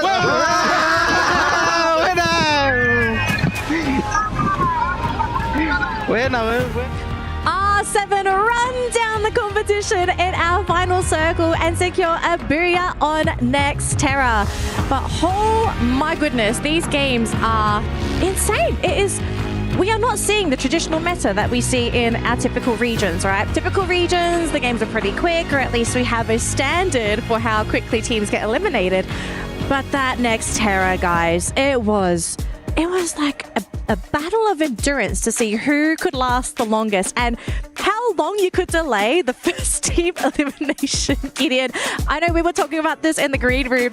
That game was astronomically slow. Yeah, everybody was looking to just outlive each other for as long as possible. But then when you look at the points at the very end, first pagers are already hitting double digits. But most importantly, RQ and as well as Movistar R7 are coming up with some huge points this time, especially for R7. I think they've figured something out. I'm not 100% sure what it is because we're seeing teams like Core Memory not being able to follow their recipe. Dragon Esports, huge shout outs to them, surviving despite getting consistently headhunted throughout the game. Yeah, definitely. I mean, it's not just for that game, but all throughout the day, they have been targeted not by other teams, but it is the leaders that we are seeing. That's Movistar R7. 2 maps, if not 3, they had hot drop Dragon Esports, but at least this is a good chance as well for Dragon Esports to really fight back if they can recover, find a way to find like a more of a durability as well as survivability gameplay, not only in the game style but also in active skill. They might be doing better tomorrow. I think we also have to give a shout out to Fluxo. Fluxo also coming in pretty clutch in that round. They came in 3rd, looking really strong. Dominating. So, I mean, they're slowly waking up, Raja. I mean, Fluxo.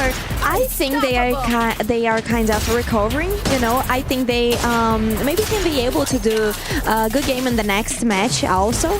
But I mean, it's good to mention about the Movistar R7 because it's the first time that we are seeing like such a good team from Latam. So it's kind of something that, I mean, we are building a different history, you know?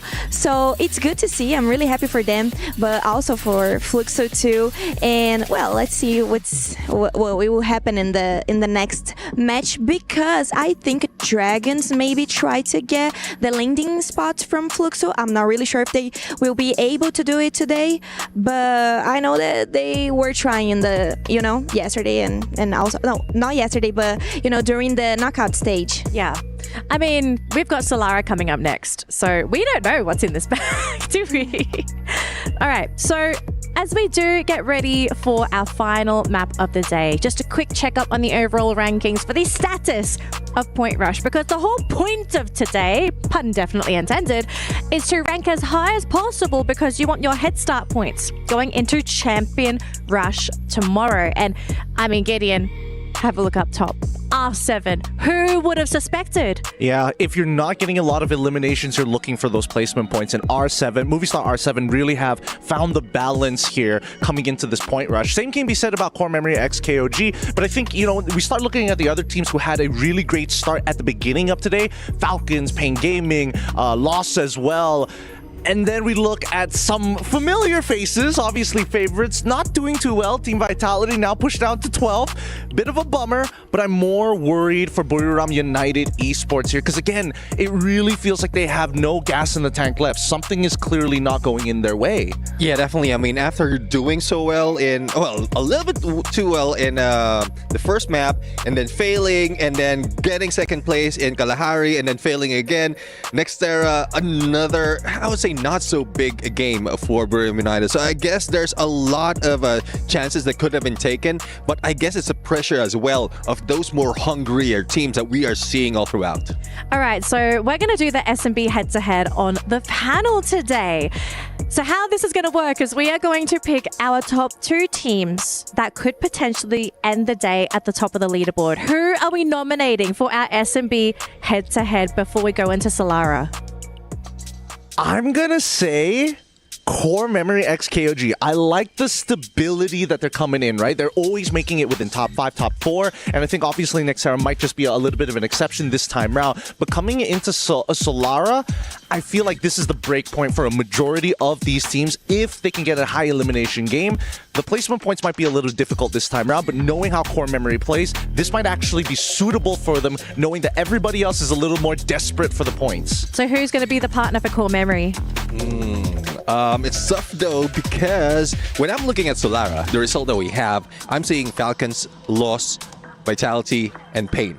And now that's not a head-to-head. That's like no. a limb-to-limb. But the thing is, I'm looking at the current standings, and none of them are at the top. So I guess I have to join the bandwagon. Join the bandwagon. I'm going to go for Movistar R7. What? What? Dare you? How dare you bait me like that? You know, you guys don't even see the shock on my face. My goodness, Raja, do you agree with the head-to-head? Yeah, you just steal my opinion. So yeah, You're basically, panelists. There's no Movistar stealing. R7. They're sharing. There's no stealing. Yeah. 1v2 though. Sorry, bro. We win. Just cheat it, man. Come on, man. Unless you SEA supremacy, man. Unless you clutch this. Look, anything can happen, right? It's Solara. So even though we've named 2 teams that have been performing fantastically today, we could be surprised by a completely new Booyah.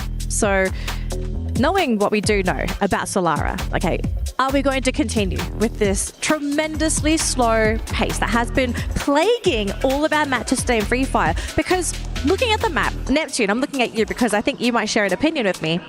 Is it possible to even have a slow play style when there are slide rails? Yes, definitely. I mean, slow playstyle means that you don't have to go for an engagement. Doesn't mean that you have to move slow, otherwise you will be hit so many times, similar to what we've seen the other teams has been. But yeah, you can always move away from engagement because of a slide rail, so it makes it quicker for you to pull away, to exit any possible engagement. But what if they end up being traps, Gideon? What if people are waiting on the other end of the slide rails? That's what I am saying. I think that Solara is one of those maps that teams really have to be pretty precautious about everything that is going on. You really have to keep your eyes on the feed to make sure that these eliminations that are coming through is also aligning with the information that you have about the initial drop spots. I think that's the biggest problem right now, because every single team who looked to early contest, these areas are very, very large. It is not a quick fight. It's never a quick fight. Drop spots. Neptune, I know you have a cheat sheet on this. I want to hear from you. What has been the most highly contested drop spot in Solara, and who currently drops there? Well, I would say in Solara, one thing that the teams have been taking so much is windmill. I mean, at that part, not only is it on the edge, but it also have 2 connecting slide rails that can go to Saddle Club as well as to Delta Isle. Or you can also go in a little bit in the middle into Funfair. So it's either you drop into Windmill, or if you drop somewhere near those other stations that I mentioned, you can slide into Windmill, and that's where the engagement starts before the drop-off.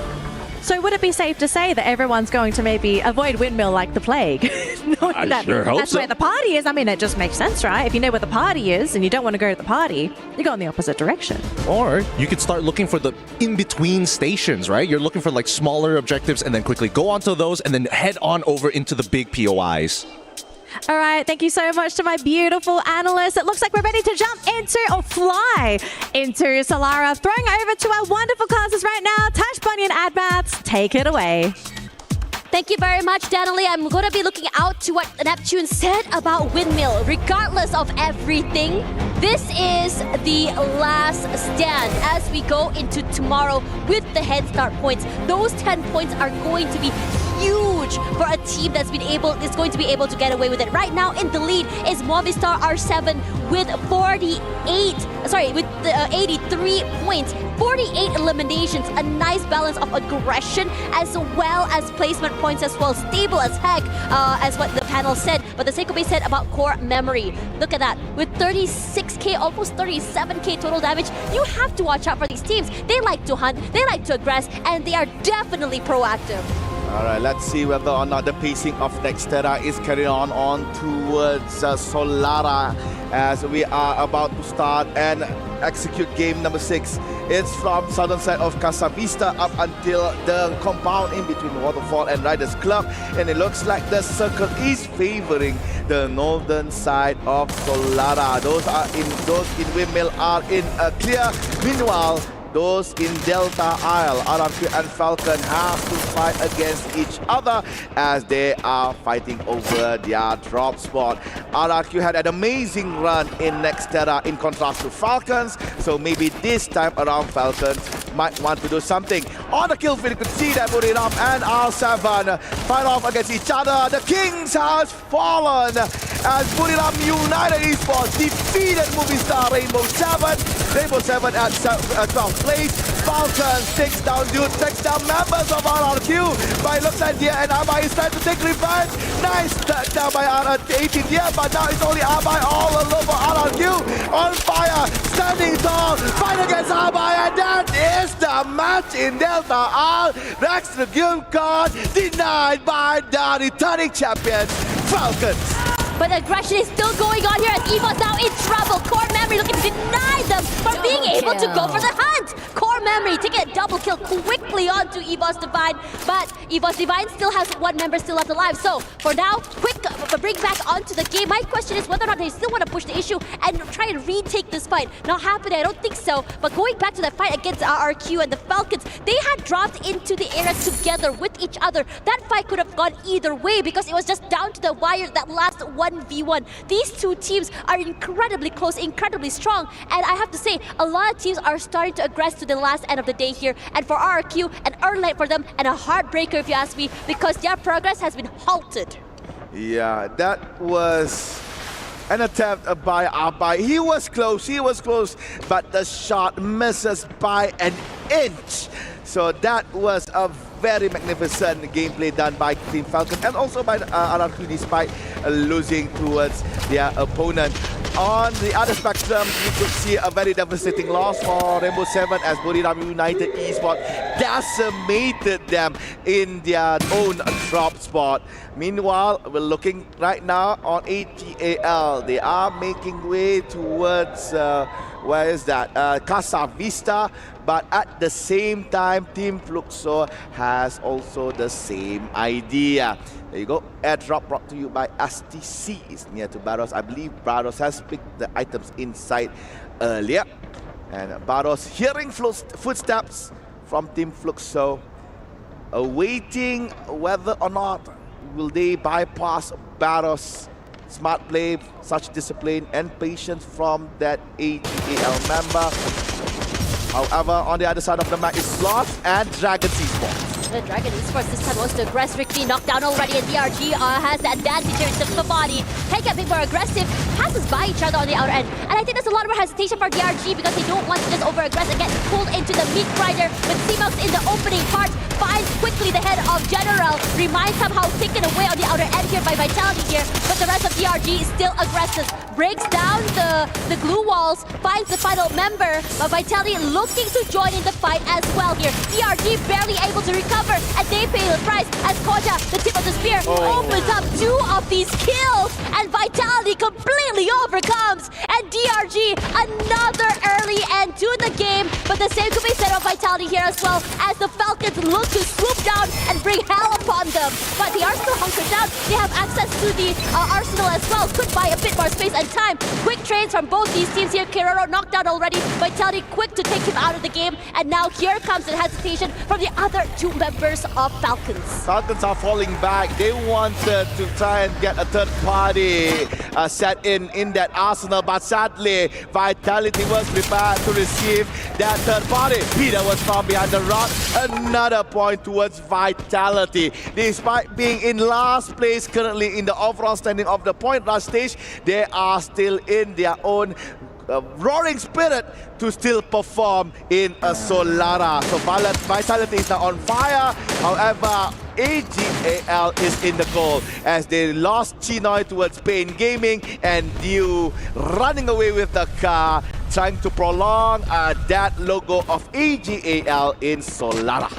honestly, I am quite surprised at Vitality's performance. Granted, they start the game here at last place, and they brought the heat, they brought the fire. They realized that it's not over till it is over here. As EVOS on the back foot, they don't have advantage in terms of terrain, but they want to change that. As Pain forced to play a little bit more back, Nuda doesn't not want to relent, and he eats a lot of damage. Looks to reposition, a jump peek forward, finds nothing quite yet. And they are waiting. The only thing, everything in the situation thrown to the table. Nuda, first one to fall. Aim got, look at the rush forward here. They move in tandem. Peter eating a lot of damage.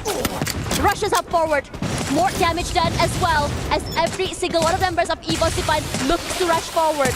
But for Pain Gaming, not able to stop this onslaught. They are running for their lives. They do answer back with their own utility, their own needs here, but it does not stop the aggression coming in from EVOS Divine. Ray is close, so is Aim got first to play that tip of the spear play. They rush up, but still not able to chase at all. You want to hunt, but you cannot find them. Gus close by, Free Fire's about this 1v1. Jump forward here, but they were very, very much ready. Gus steals away a point, but Ray looks to step up to the plate and try to do what his teammate can. But stopped by the glue walls here. It's just a game of bring around the Rosie, trade it all around here, but Russia at the very least does find Peter. TV Tower has a lot of noise in it as Pain Gaming is still yet to settle their fight with EVOS Divide. Gus goes down as well. We are now left with Noda. It looks like empty, sexy, subbed out again. Noda comes in. But sadly, Pain Gaming could not survive the clutches of the White Tiger. So EVOS Divide won that fight. TV Tower is theirs. And looking at the update of the next zone, it's going towards northern side again for the second time. It's going to be Riders Club and Fun Fest, a little bit of Waterfall, and teams on the south such as AGAL and Peter has a lot of ground to cover in order to enter the new zone. Meanwhile, Brookstore still around their side. Peter was found by Sapphire by AGAL. Sadly, Peter could not prolong himself in, so Lara giving 1 point, their first point to AGAL. Honestly, I like where Lost has positioned themselves over onto Riders Club here, which means that if a team aggresses, they can quickly bring their teammate back into the game, and most importantly, they can stop the onslaught. They're still very much inside of the zone, so they can just chill there if they want to. Can go for long-range fights as well. They don't have to just super go and chase around if they don't want to. Cormary smack dab in the middle of the circle, as well as Buriram United United Esports, slowly making their way into the zone. I would love to see Buriram United Esports get a bit more active and aggressive. They are known to be a team that can explode onto certain maps. We saw that on day 1, map 1. We saw that today onto the first map as well. They were able to just take a hold on their fort against 3 different teams. So for me personally, waiting for the right moment for this team to really wake up and shock us is what I am super excited for. Lost and Buriram United Esports is going to meet with each other here in Waterfall. Lost will be on the north, Buriram United Esports will be in the south. So Waterfall, not much compound can be used here, a few houses here and there. However, the distance between the compounds are quite large in comparison to the other point of interest in Solara. Joanna cooking the grenade, hitting hitting no one actually. Meanwhile, Moshi hitting a lot of bullets from members of Lost. Nice dash by Rigby, taking down Moshi. Buriram United Esports is now remain with only 3. Get High has to find time to recover. General and Rigby right in front. Around tries to come in closer to provide the third man backup for Team Lost. Rigby could not find anyone, but Wasana was found by General. Wasana running back. General knowing that they are nearby. They entered the house, could not get away from Lost. General sticking his bullet on towards Wasana, but it looks like Wasana took General down. Get High together with Rauna. Get High is on the ground, but Wasana with the revenge. 5 HP, but Lost is the winner. Buriram United Esports at 9th place. And this is heartbreaking, honestly, because Buriram United Esports were the ones with the advantage. It was just one player jumping around, being a bit more slippery. It felt like Buriram United Esports sort of just got a bit more overwhelmed, perhaps overheated. noted here as they got a bit more greedy when it comes to those points, and they were severely punished for it as well. Now, in terms of rotations, a lot of teams coming from southern side, looking at Pain, looking at EVOS Divine. Let's take a bit about Core Memory here. Whatever Core Memory right smack dab in the middle circle, that advantage is gone because it pulled toward Riders Club, and Lost probably kicking themselves for deciding to rotate away from the stronghold, and now it's in possession by Pain Gaming. The monster truck blocked the trajectory of the grenade thrown by AGAL. What luck does AGAL have right here? But despite that, they still want to move towards Team Falcons. However, Ballas lost in that fight. He looks at Chino tries to use the monster truck. However, bullets came out instead. View goes down as well. It's going to be a very close game between AGAL and Falcon. Peter bring around the Rosie together with Cypher using the glue wall that is being made by AGAL. Cypher takes Peter, but at the same time limits. Provide that long range backup, taking down Peter behind a Cypher. Managed to get back to his feet, so it's only limit left here for Team Falcons. A good execution done here by AGAL. They might want to leave limit to himself. It's better off AGAL find all the resources nearby, all the bounty that they have made in order to find enough coins, enough resources to revive back his fallen teammates. Meanwhile, for Falcon, limit is on the bad end of the stick as Montavia found him all alone. AWFN, but nah, man, your head is just too big for me. There goes Montavia. Pain Gaming lost one member, but Limit has to fight with the zone. I'm not so sure whether or not he has enough mech to do this. He has 7, so he's fine. It's just that the mission for him to revive on fire Peter and Kiroro is superbly hard. Not going to be the easiest as well, but Falcons have done a phenomenal job so far already. They've already survived this long, and most importantly, 8 eliminations, but he's slowly but surely making sure that he's going to be able to steal away some extra points if he were to go down here. But that point stolen away here by Rasha, denying him the one extra point, and Limit must be so frustrated right now. I know I would be, as Limit makes his way into the circle. Not even a close by area for him to go for a revive as well. Not the easiest situation with Vitality coming in front, and Vitality is on fire. This is rough, and he does eventually get eliminated to that zone. Yeah, there you go. Falcons 7th place. I would like to say that the zone to me looks so nice. It ends inside Riders Club at the main building. So now we're looking at Rasha got caught by Kuga with his wood backup, but yeah, Core Memory took down Cypher so easy, so clean. So AGAL 6th place. EVOS Coachil managed to actually get back Rasha up to his feet, but Core Memory is hunting. Okay, we're back. All right, good. Cougar tries to go for the push. Skylar nicely put by Zad. Exposing Coachil. Goes down Coachil. Now it's only Rasha all alone. Will the Wonder Kid go for the clutch? Nah, man. There you go. Core Memory takes down EVOS Divine. But at the same time, Vitality is disturbing the pathing that is trying to be took by Core Memory. Fly goes Dawn. ZS1 is still waiting outside of the zone together with Kuga. Zed is safe. Kuga, will he be the same? Yup, safe as well. Vitality missed the opportunity to get Core Memory, but at the same time lost. Nice grenade with the Alvaro cluster, but sadly could not hit all 3 members of Core Memory's KOG. Pain Gaming is just so scattered right now from around different areas. My question is whether or not they're going to be able to just rally and play off each other here because they're just so far away. And I think Noda X also sort of shares that sentiment, so he's just rotating a little bit more closer with his teammates here. So, positions all noted, so everyone out in the open.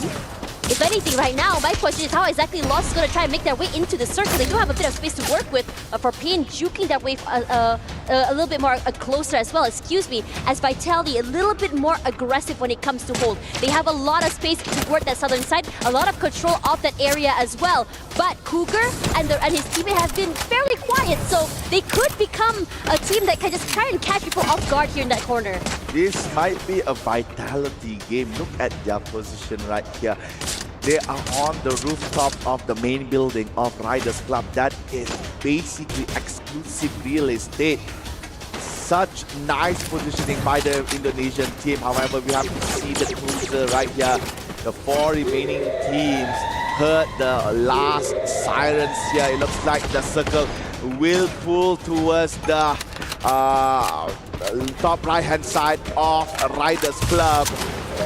Vitality has to make a move. Lost could potentially catch the Indonesian team flying down, but not What before a that nice grenade by Koja. Double kill for him. And there you go, Vitality eliminating Pain Gaming of 4th place. We are now left with 3. I love the positioning Vitality here. High ground in the control. Got a space as well. And because of that, they can just make it rain and pain from above here. Steals away another 2 members of Core Memory, making it so hard for them. The final man left standing here, looking to try and just survive. Maybe, but they're gonna rush. They're gonna try and chase here. Don alone in the corner. They have an idea where he could be. That glue wall is a perfect indicator of where he could be. And I think they're just gonna try and aggress. They jump forward here, Don falls, and they cannot do more than that. A 4v4 here between Lost and Vitality, and it sounds so scary. Rigby eats a lot of damage, but Vitality, they love the Barbar gaming here from Indonesia. They got one knockdown already. The nades, everything in the kitchen is known as well. And Faiz from the top side, make it rain, make it hurt. Nando cannot hold on here. Tries to get at least a trade, cannot do more than that. Rahon as well, and Vitality still survive as a 4 till the end, and that's a booyah to close the day for this team. My eyes never lies. Vitality had very tremendous, amazing, magnificent position right at Riders Club. They had a monster truck gracefully dropped before them, providing them a safe route to go towards the lower end of the ground. And they caught everyone at the end of that zone. They played amazingly towards Pain Gaming. They caught off members of Core Memory, and they control Lost up to point that Lost is even in the loss, pun intended, because they could not find Faiz that is on top. Kudos to Vitality. What an amazing last game here for Point Rush stage. Honestly, super exciting matches, but Vitality, oh my gosh, I'm just so in awe at how exactly they position themselves in terms of advantage, in terms of playing off each other, and in terms of getting that information to use against other teams as well. They were so methodical, and they took both these teams by themselves one by one. Decision making peak, aggression peak, firepower also peak. We were wondering what the heck happened to this team. This team was on last place as we got into this 6th map with 29 points only, and for them to rally, this is insane mental if you ask me, because it's not over till it's over. It's just Point Rush, and there's still a big situation, a big advantage for them to be able to take over, take care of, excuse me, as Vitality ends this game, I believe, with 33 insane points. That is very good points here about Vitality. Definitely will not be in last place right after this. I could imagine the roaring fans of Vitality inside the Qiddiya Arena. They had a very good fan base coming here in Riyadh, Saudi Arabia. So with that moral support from the fans, Vitality finally could at least prove themselves worthy in this Point Rush stage. And another honorable mention I would like to say towards Team Lost and Core Memory. Their parting was good despite being mowed down by Vitality. They survived up until top 4, and that alone is enough for them to secure points. And for R7, despite how we've been praising them today, playing so well in Point Rush stage, sadly in the last one they were in 12th place, eliminated quite early in the match by Buriram United Esports. Honestly, in all, whatever it is, I'm not sure if Gideon is watching, but Gideon, you had a good eye here. Core Memory still very much a stable team, like you've mentioned. Very, I would say, active, very, I would say aggressive as well. They knew how to survive. And you know what's even more exciting? The fact that the panel chose a majority of them actually voted for R7. And R7 was one of the earliest teams to get knocked out. Is this a panel curse? Honestly, at this point, I don't know what to say. I'm not saying. You might have that point there, Tas. However, it looks like we are ready for an interview at the Qiddiya Arena. So, Carol, what would you like to say about that last game? Wow, Point Rush stage was definitely breathtaking. And talking about Point Rush stage, we have to point it out how good Movistar R7 was today. And of course, we have to talk with this man here, Gamerz King. Congratulations on your performance today. You did amazing. And right now, the whole world is watching you. So I have two questions for you, and of course, it's all about your performance today. You have definitely a standout performance. And what do you think that made the biggest difference for you to game in your game playing style today during the Point Rush stage? Hoy has tenido un performance excelente y quieren saber cómo te has sentido hoy y qué crees lo que te ha dado lo que necesitabas para tener un performance tan bueno hoy día.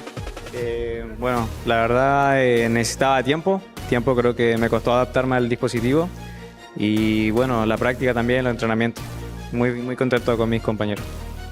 All I needed was time. I needed time to adjust. I already got accustomed to the device we were given. And I think that's all we needed. I'm really happy with my performance today. All right. I see that. Congratulations on that. And also for us to finish our interview, I would like to know, I'm dying to know, what can we expect for Movistar R7? Because today you guys did such a great game. I'm more excited to watch tomorrow because tomorrow it's just one day for the grand finals. What are the expectations for tomorrow? ¿Cuáles son sus expectativas para el día de mañana? Han tenido un gran performance hoy día. Nada, o sea, estamos súper confiados, contentos y bueno, a darlo todo mañana. Todo al 100%. We are very confident that we're going to bring everything tomorrow. We're giving our 100% tomorrow. That's what I want to hear. That's what I want to hear. Thank you so much for that. I want you guys to bring it all for tomorrow. Thank you for staying with us the whole day today. Point Rush was intense, was amazing, and we have watched great matches here. But tomorrow is the grand final. Tomorrow we're going to watch who will compete to concrete. And that's all for today, my friends. I wait for you tomorrow and stay hyped, all right? Back to you, the studio. The stage has been set for champions Rush and our teams. They've got one more night to formulate their plans and to figure out how they're going to claim their champion title. But what a day, ladies and gentlemen. We saw a very interesting style sort of develop over the course of Point Rush. Very slow for some teams, very methodical. For others, they're still kind of adjusting. Now, unfortunately, the adjustment period is not over because we still have more games tomorrow, but it's with the new format. And the question is, how are some of our teams going to deal with the new format? Because not everyone is very familiar with it, right, Neptune? Yeah, definitely. I mean, most of the time, I guess it's Southeast Asia that has been in their preseason, Southeast Asia Spring. They've done that and studied how it would work. Thus, despite of not getting into Point Rush and Grand Finals, Onyx Olympus did get a championship. But there's also potential that because of that factor, the confusion as well as the surprise that has been introduced, other teams might also want to do the same. Like what we're seeing from Movistar R7. Like, just break all the boundaries from the beginning of the day and then you reach that champion rush condition real quick. You're trying to get to the champion rush condition as soon as possible, right? But at the same time, I think that when you're looking at these teams continue to play, for some of you at home, you might expect, hey, if R7's capable of doing it, what if they eventually have a bad game and a team like Vitality right at the very end suddenly gets a booyah to steal it away? So it gives a lot of storytelling options, but at the same time, a lot of hope for the teams, especially those who are at the bottom. Yeah, definitely. I mean, since we're only looking at one day, similar to what we've seen earlier, if a massive game from Vitality and they were just pushed up to the number 4 spot from the bottom as quickly as that. It's just one game. And that's one thing that might happen in the grand finals, and also potential that it can end 4th game, because again, we have some teams who are getting 10 massive points even before grand final starts. But then we also have to consider we could also go to 10 games. So do they have the stamina to keep it going? I think there's no issue about stamina here, right? Because even before our professional teams, as the overall standings are being shown, they have already played a good amount of scrims. 4 in their hotel, 2 on the stage itself before you even go live onto the show. But hey, am I allowed to be smug here for a little bit? Can we please talk about the fact that core memory, number 1, core memory. All right. Got you.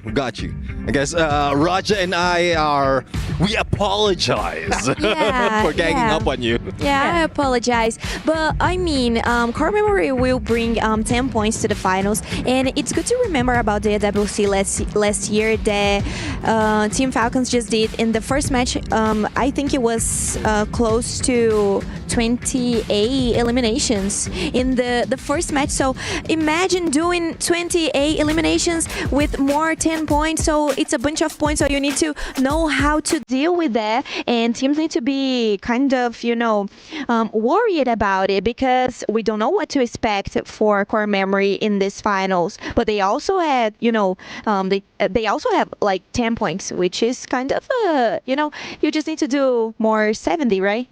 Yeah. Well, I mean, but it's easy for us to say just do 70 points, right? We're the analysts. We're not the ones playing the game.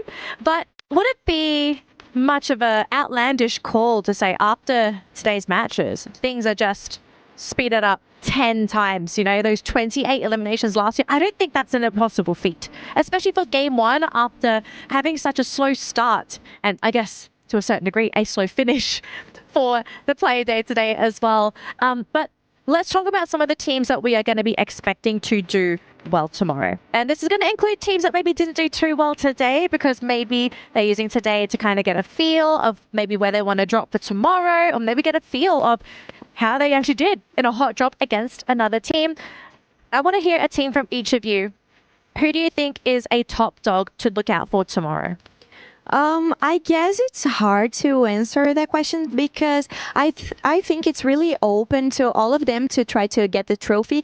But I don't know. I kind of feel that Indonesian teams, they usually like to play that type of format. So I don't want to believe in that, but I mean, I think EVOs probably will start like doing really, really good. I don't know. I think they can revenge. Yeah. Well, so my pick for that question will be EVOs. Should it only be one? If you want to put another one, be my guest. In terms of how the format is, again, Booyah is important. Booyah probability, Falcons, and loss. I love this man when he starts speaking numbers. Go on, Romeo. Speak. Definitely. I mean, Team Falcons, they have placement potential. Like most of the time, they are leading in placement despite of not getting any elimination. But for loss, they have a lot of elimination. But if you count the number of instances that they are top 3, they still have a chance to get more points once they get that Booyah. So both of them are tied. And after this game, though, I would like to include Core Memory as well from because after the 9 instances of being top 3, they're catching up. I have a bit of a hot take. I'm going to say after today, what is the most important thing in Champions Rush is how you close out the game, how you get that final Booyah. It doesn't matter if you make it into top 3 consistently if you can't close out the game. And I think R7 has shown and proven that they can close out games more confidently in top 3 scenarios than a majority of these teams. A close second, I would say, is lost, but even today we're seeing that people have really adjusted towards them. All right, looks like we're ready for our Career Top Plays. So let's have a look at our top plays for our Point Rush stage today. Unfortunately, our matches are over, but don't worry, all these games live rent-free in our minds because we had some fantastic games, very unconventional competitive games of Free Fire. So to any audience members, to any viewers, if you missed any of the matches today, go back home and re-watch the VODs. All of the games are well worth watching because this is just a taste, a sampler of what is going to be happening in Champions Rush tomorrow. Because yes, we are it's a soft reset. Teams are still going to be coming in with some points, but at the end of the day, points are points. Man, all it takes is 1 point being ahead of the competition to crown you as champion. I just want to point to the audience's attention that what you are seeing here in Kadea's top play so far, a lot of them are just little tips and tricks, tidbits from some of the best players in the world. We saw a lot of baits happening off angles from snipers while your three members are trying to pull attention to their side to get an incredible angle. Not to mention even fake outs as well. And I think this was very evident with R7 versus EVOS during Nextera, if I remember correctly, faking sounds to bait them out into the open area. Yeah, definitely. I mean, the classic 3-1 split, as well as the 2-2 fake out, the 2-2 switcheroo, as we often call it. And again, those are the tactics that we will see even more. And because of the teams, they will not be resting. Despite of it being the end, they won't be resting. They still have plenty of time to study their opponents, make those adjustments, and we'd love to see those improvements for tomorrow. All right, folks, it looks like it is time to announce our Sony MVP of the day. Before we show it to you, though, we're going to give you a couple seconds to think. Can you guess who our MVP is? We'll reveal in 3, 2, 1. Our Sony MVP of the day is none other than Rasia from EVOS. And Gideon, this man, he's not surprised. He knows his stuff. The kid does it again, man. He's not a kid, he's a man. He is qualified. There's a reason why EVOS is, again, not only scouting, but also is trying to mold these players at a very young age to eventually be incorporated into the team as a main roster. Yeah, definitely. I mean, he is comfortable at this point, despite of being introduced to the international scene because of age, but he has 7 million followers. So that means that 7 million or a lot more has been watching him play, seeing how his game style, and he has been carrying the team overall. And hopefully it would be a team, more of a team effort, all balanced across the board. But well, it is what it is right now, and they have a chance to make the adjustment for tomorrow. That's one of the reasons that I believe they can do such a great job. So he's really good. We are all seeing, and I think maybe the finals can be really good for him too.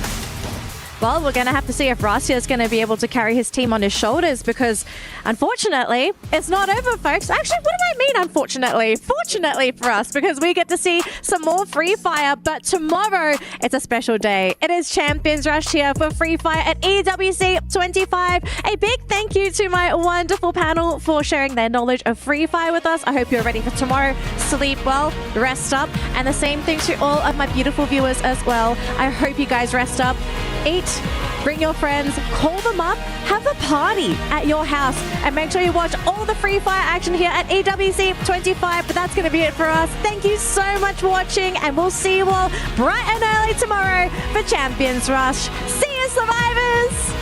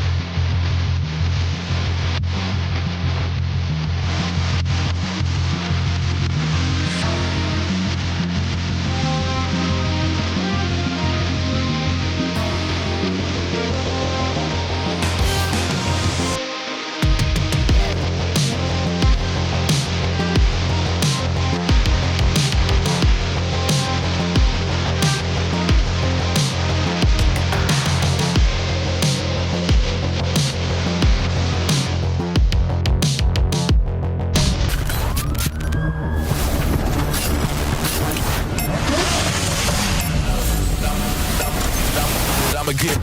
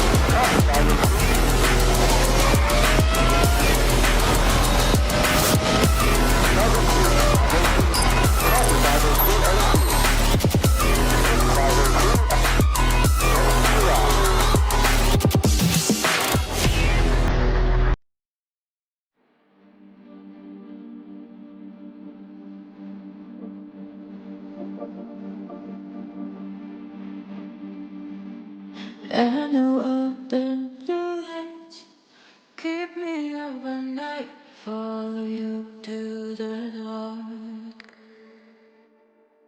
I know of the lights keep me up at night, I'm gonna follow the dark. They brought to my door, had to leave my home before. I know we must go on, go on. Shadows in my mind, who knows what we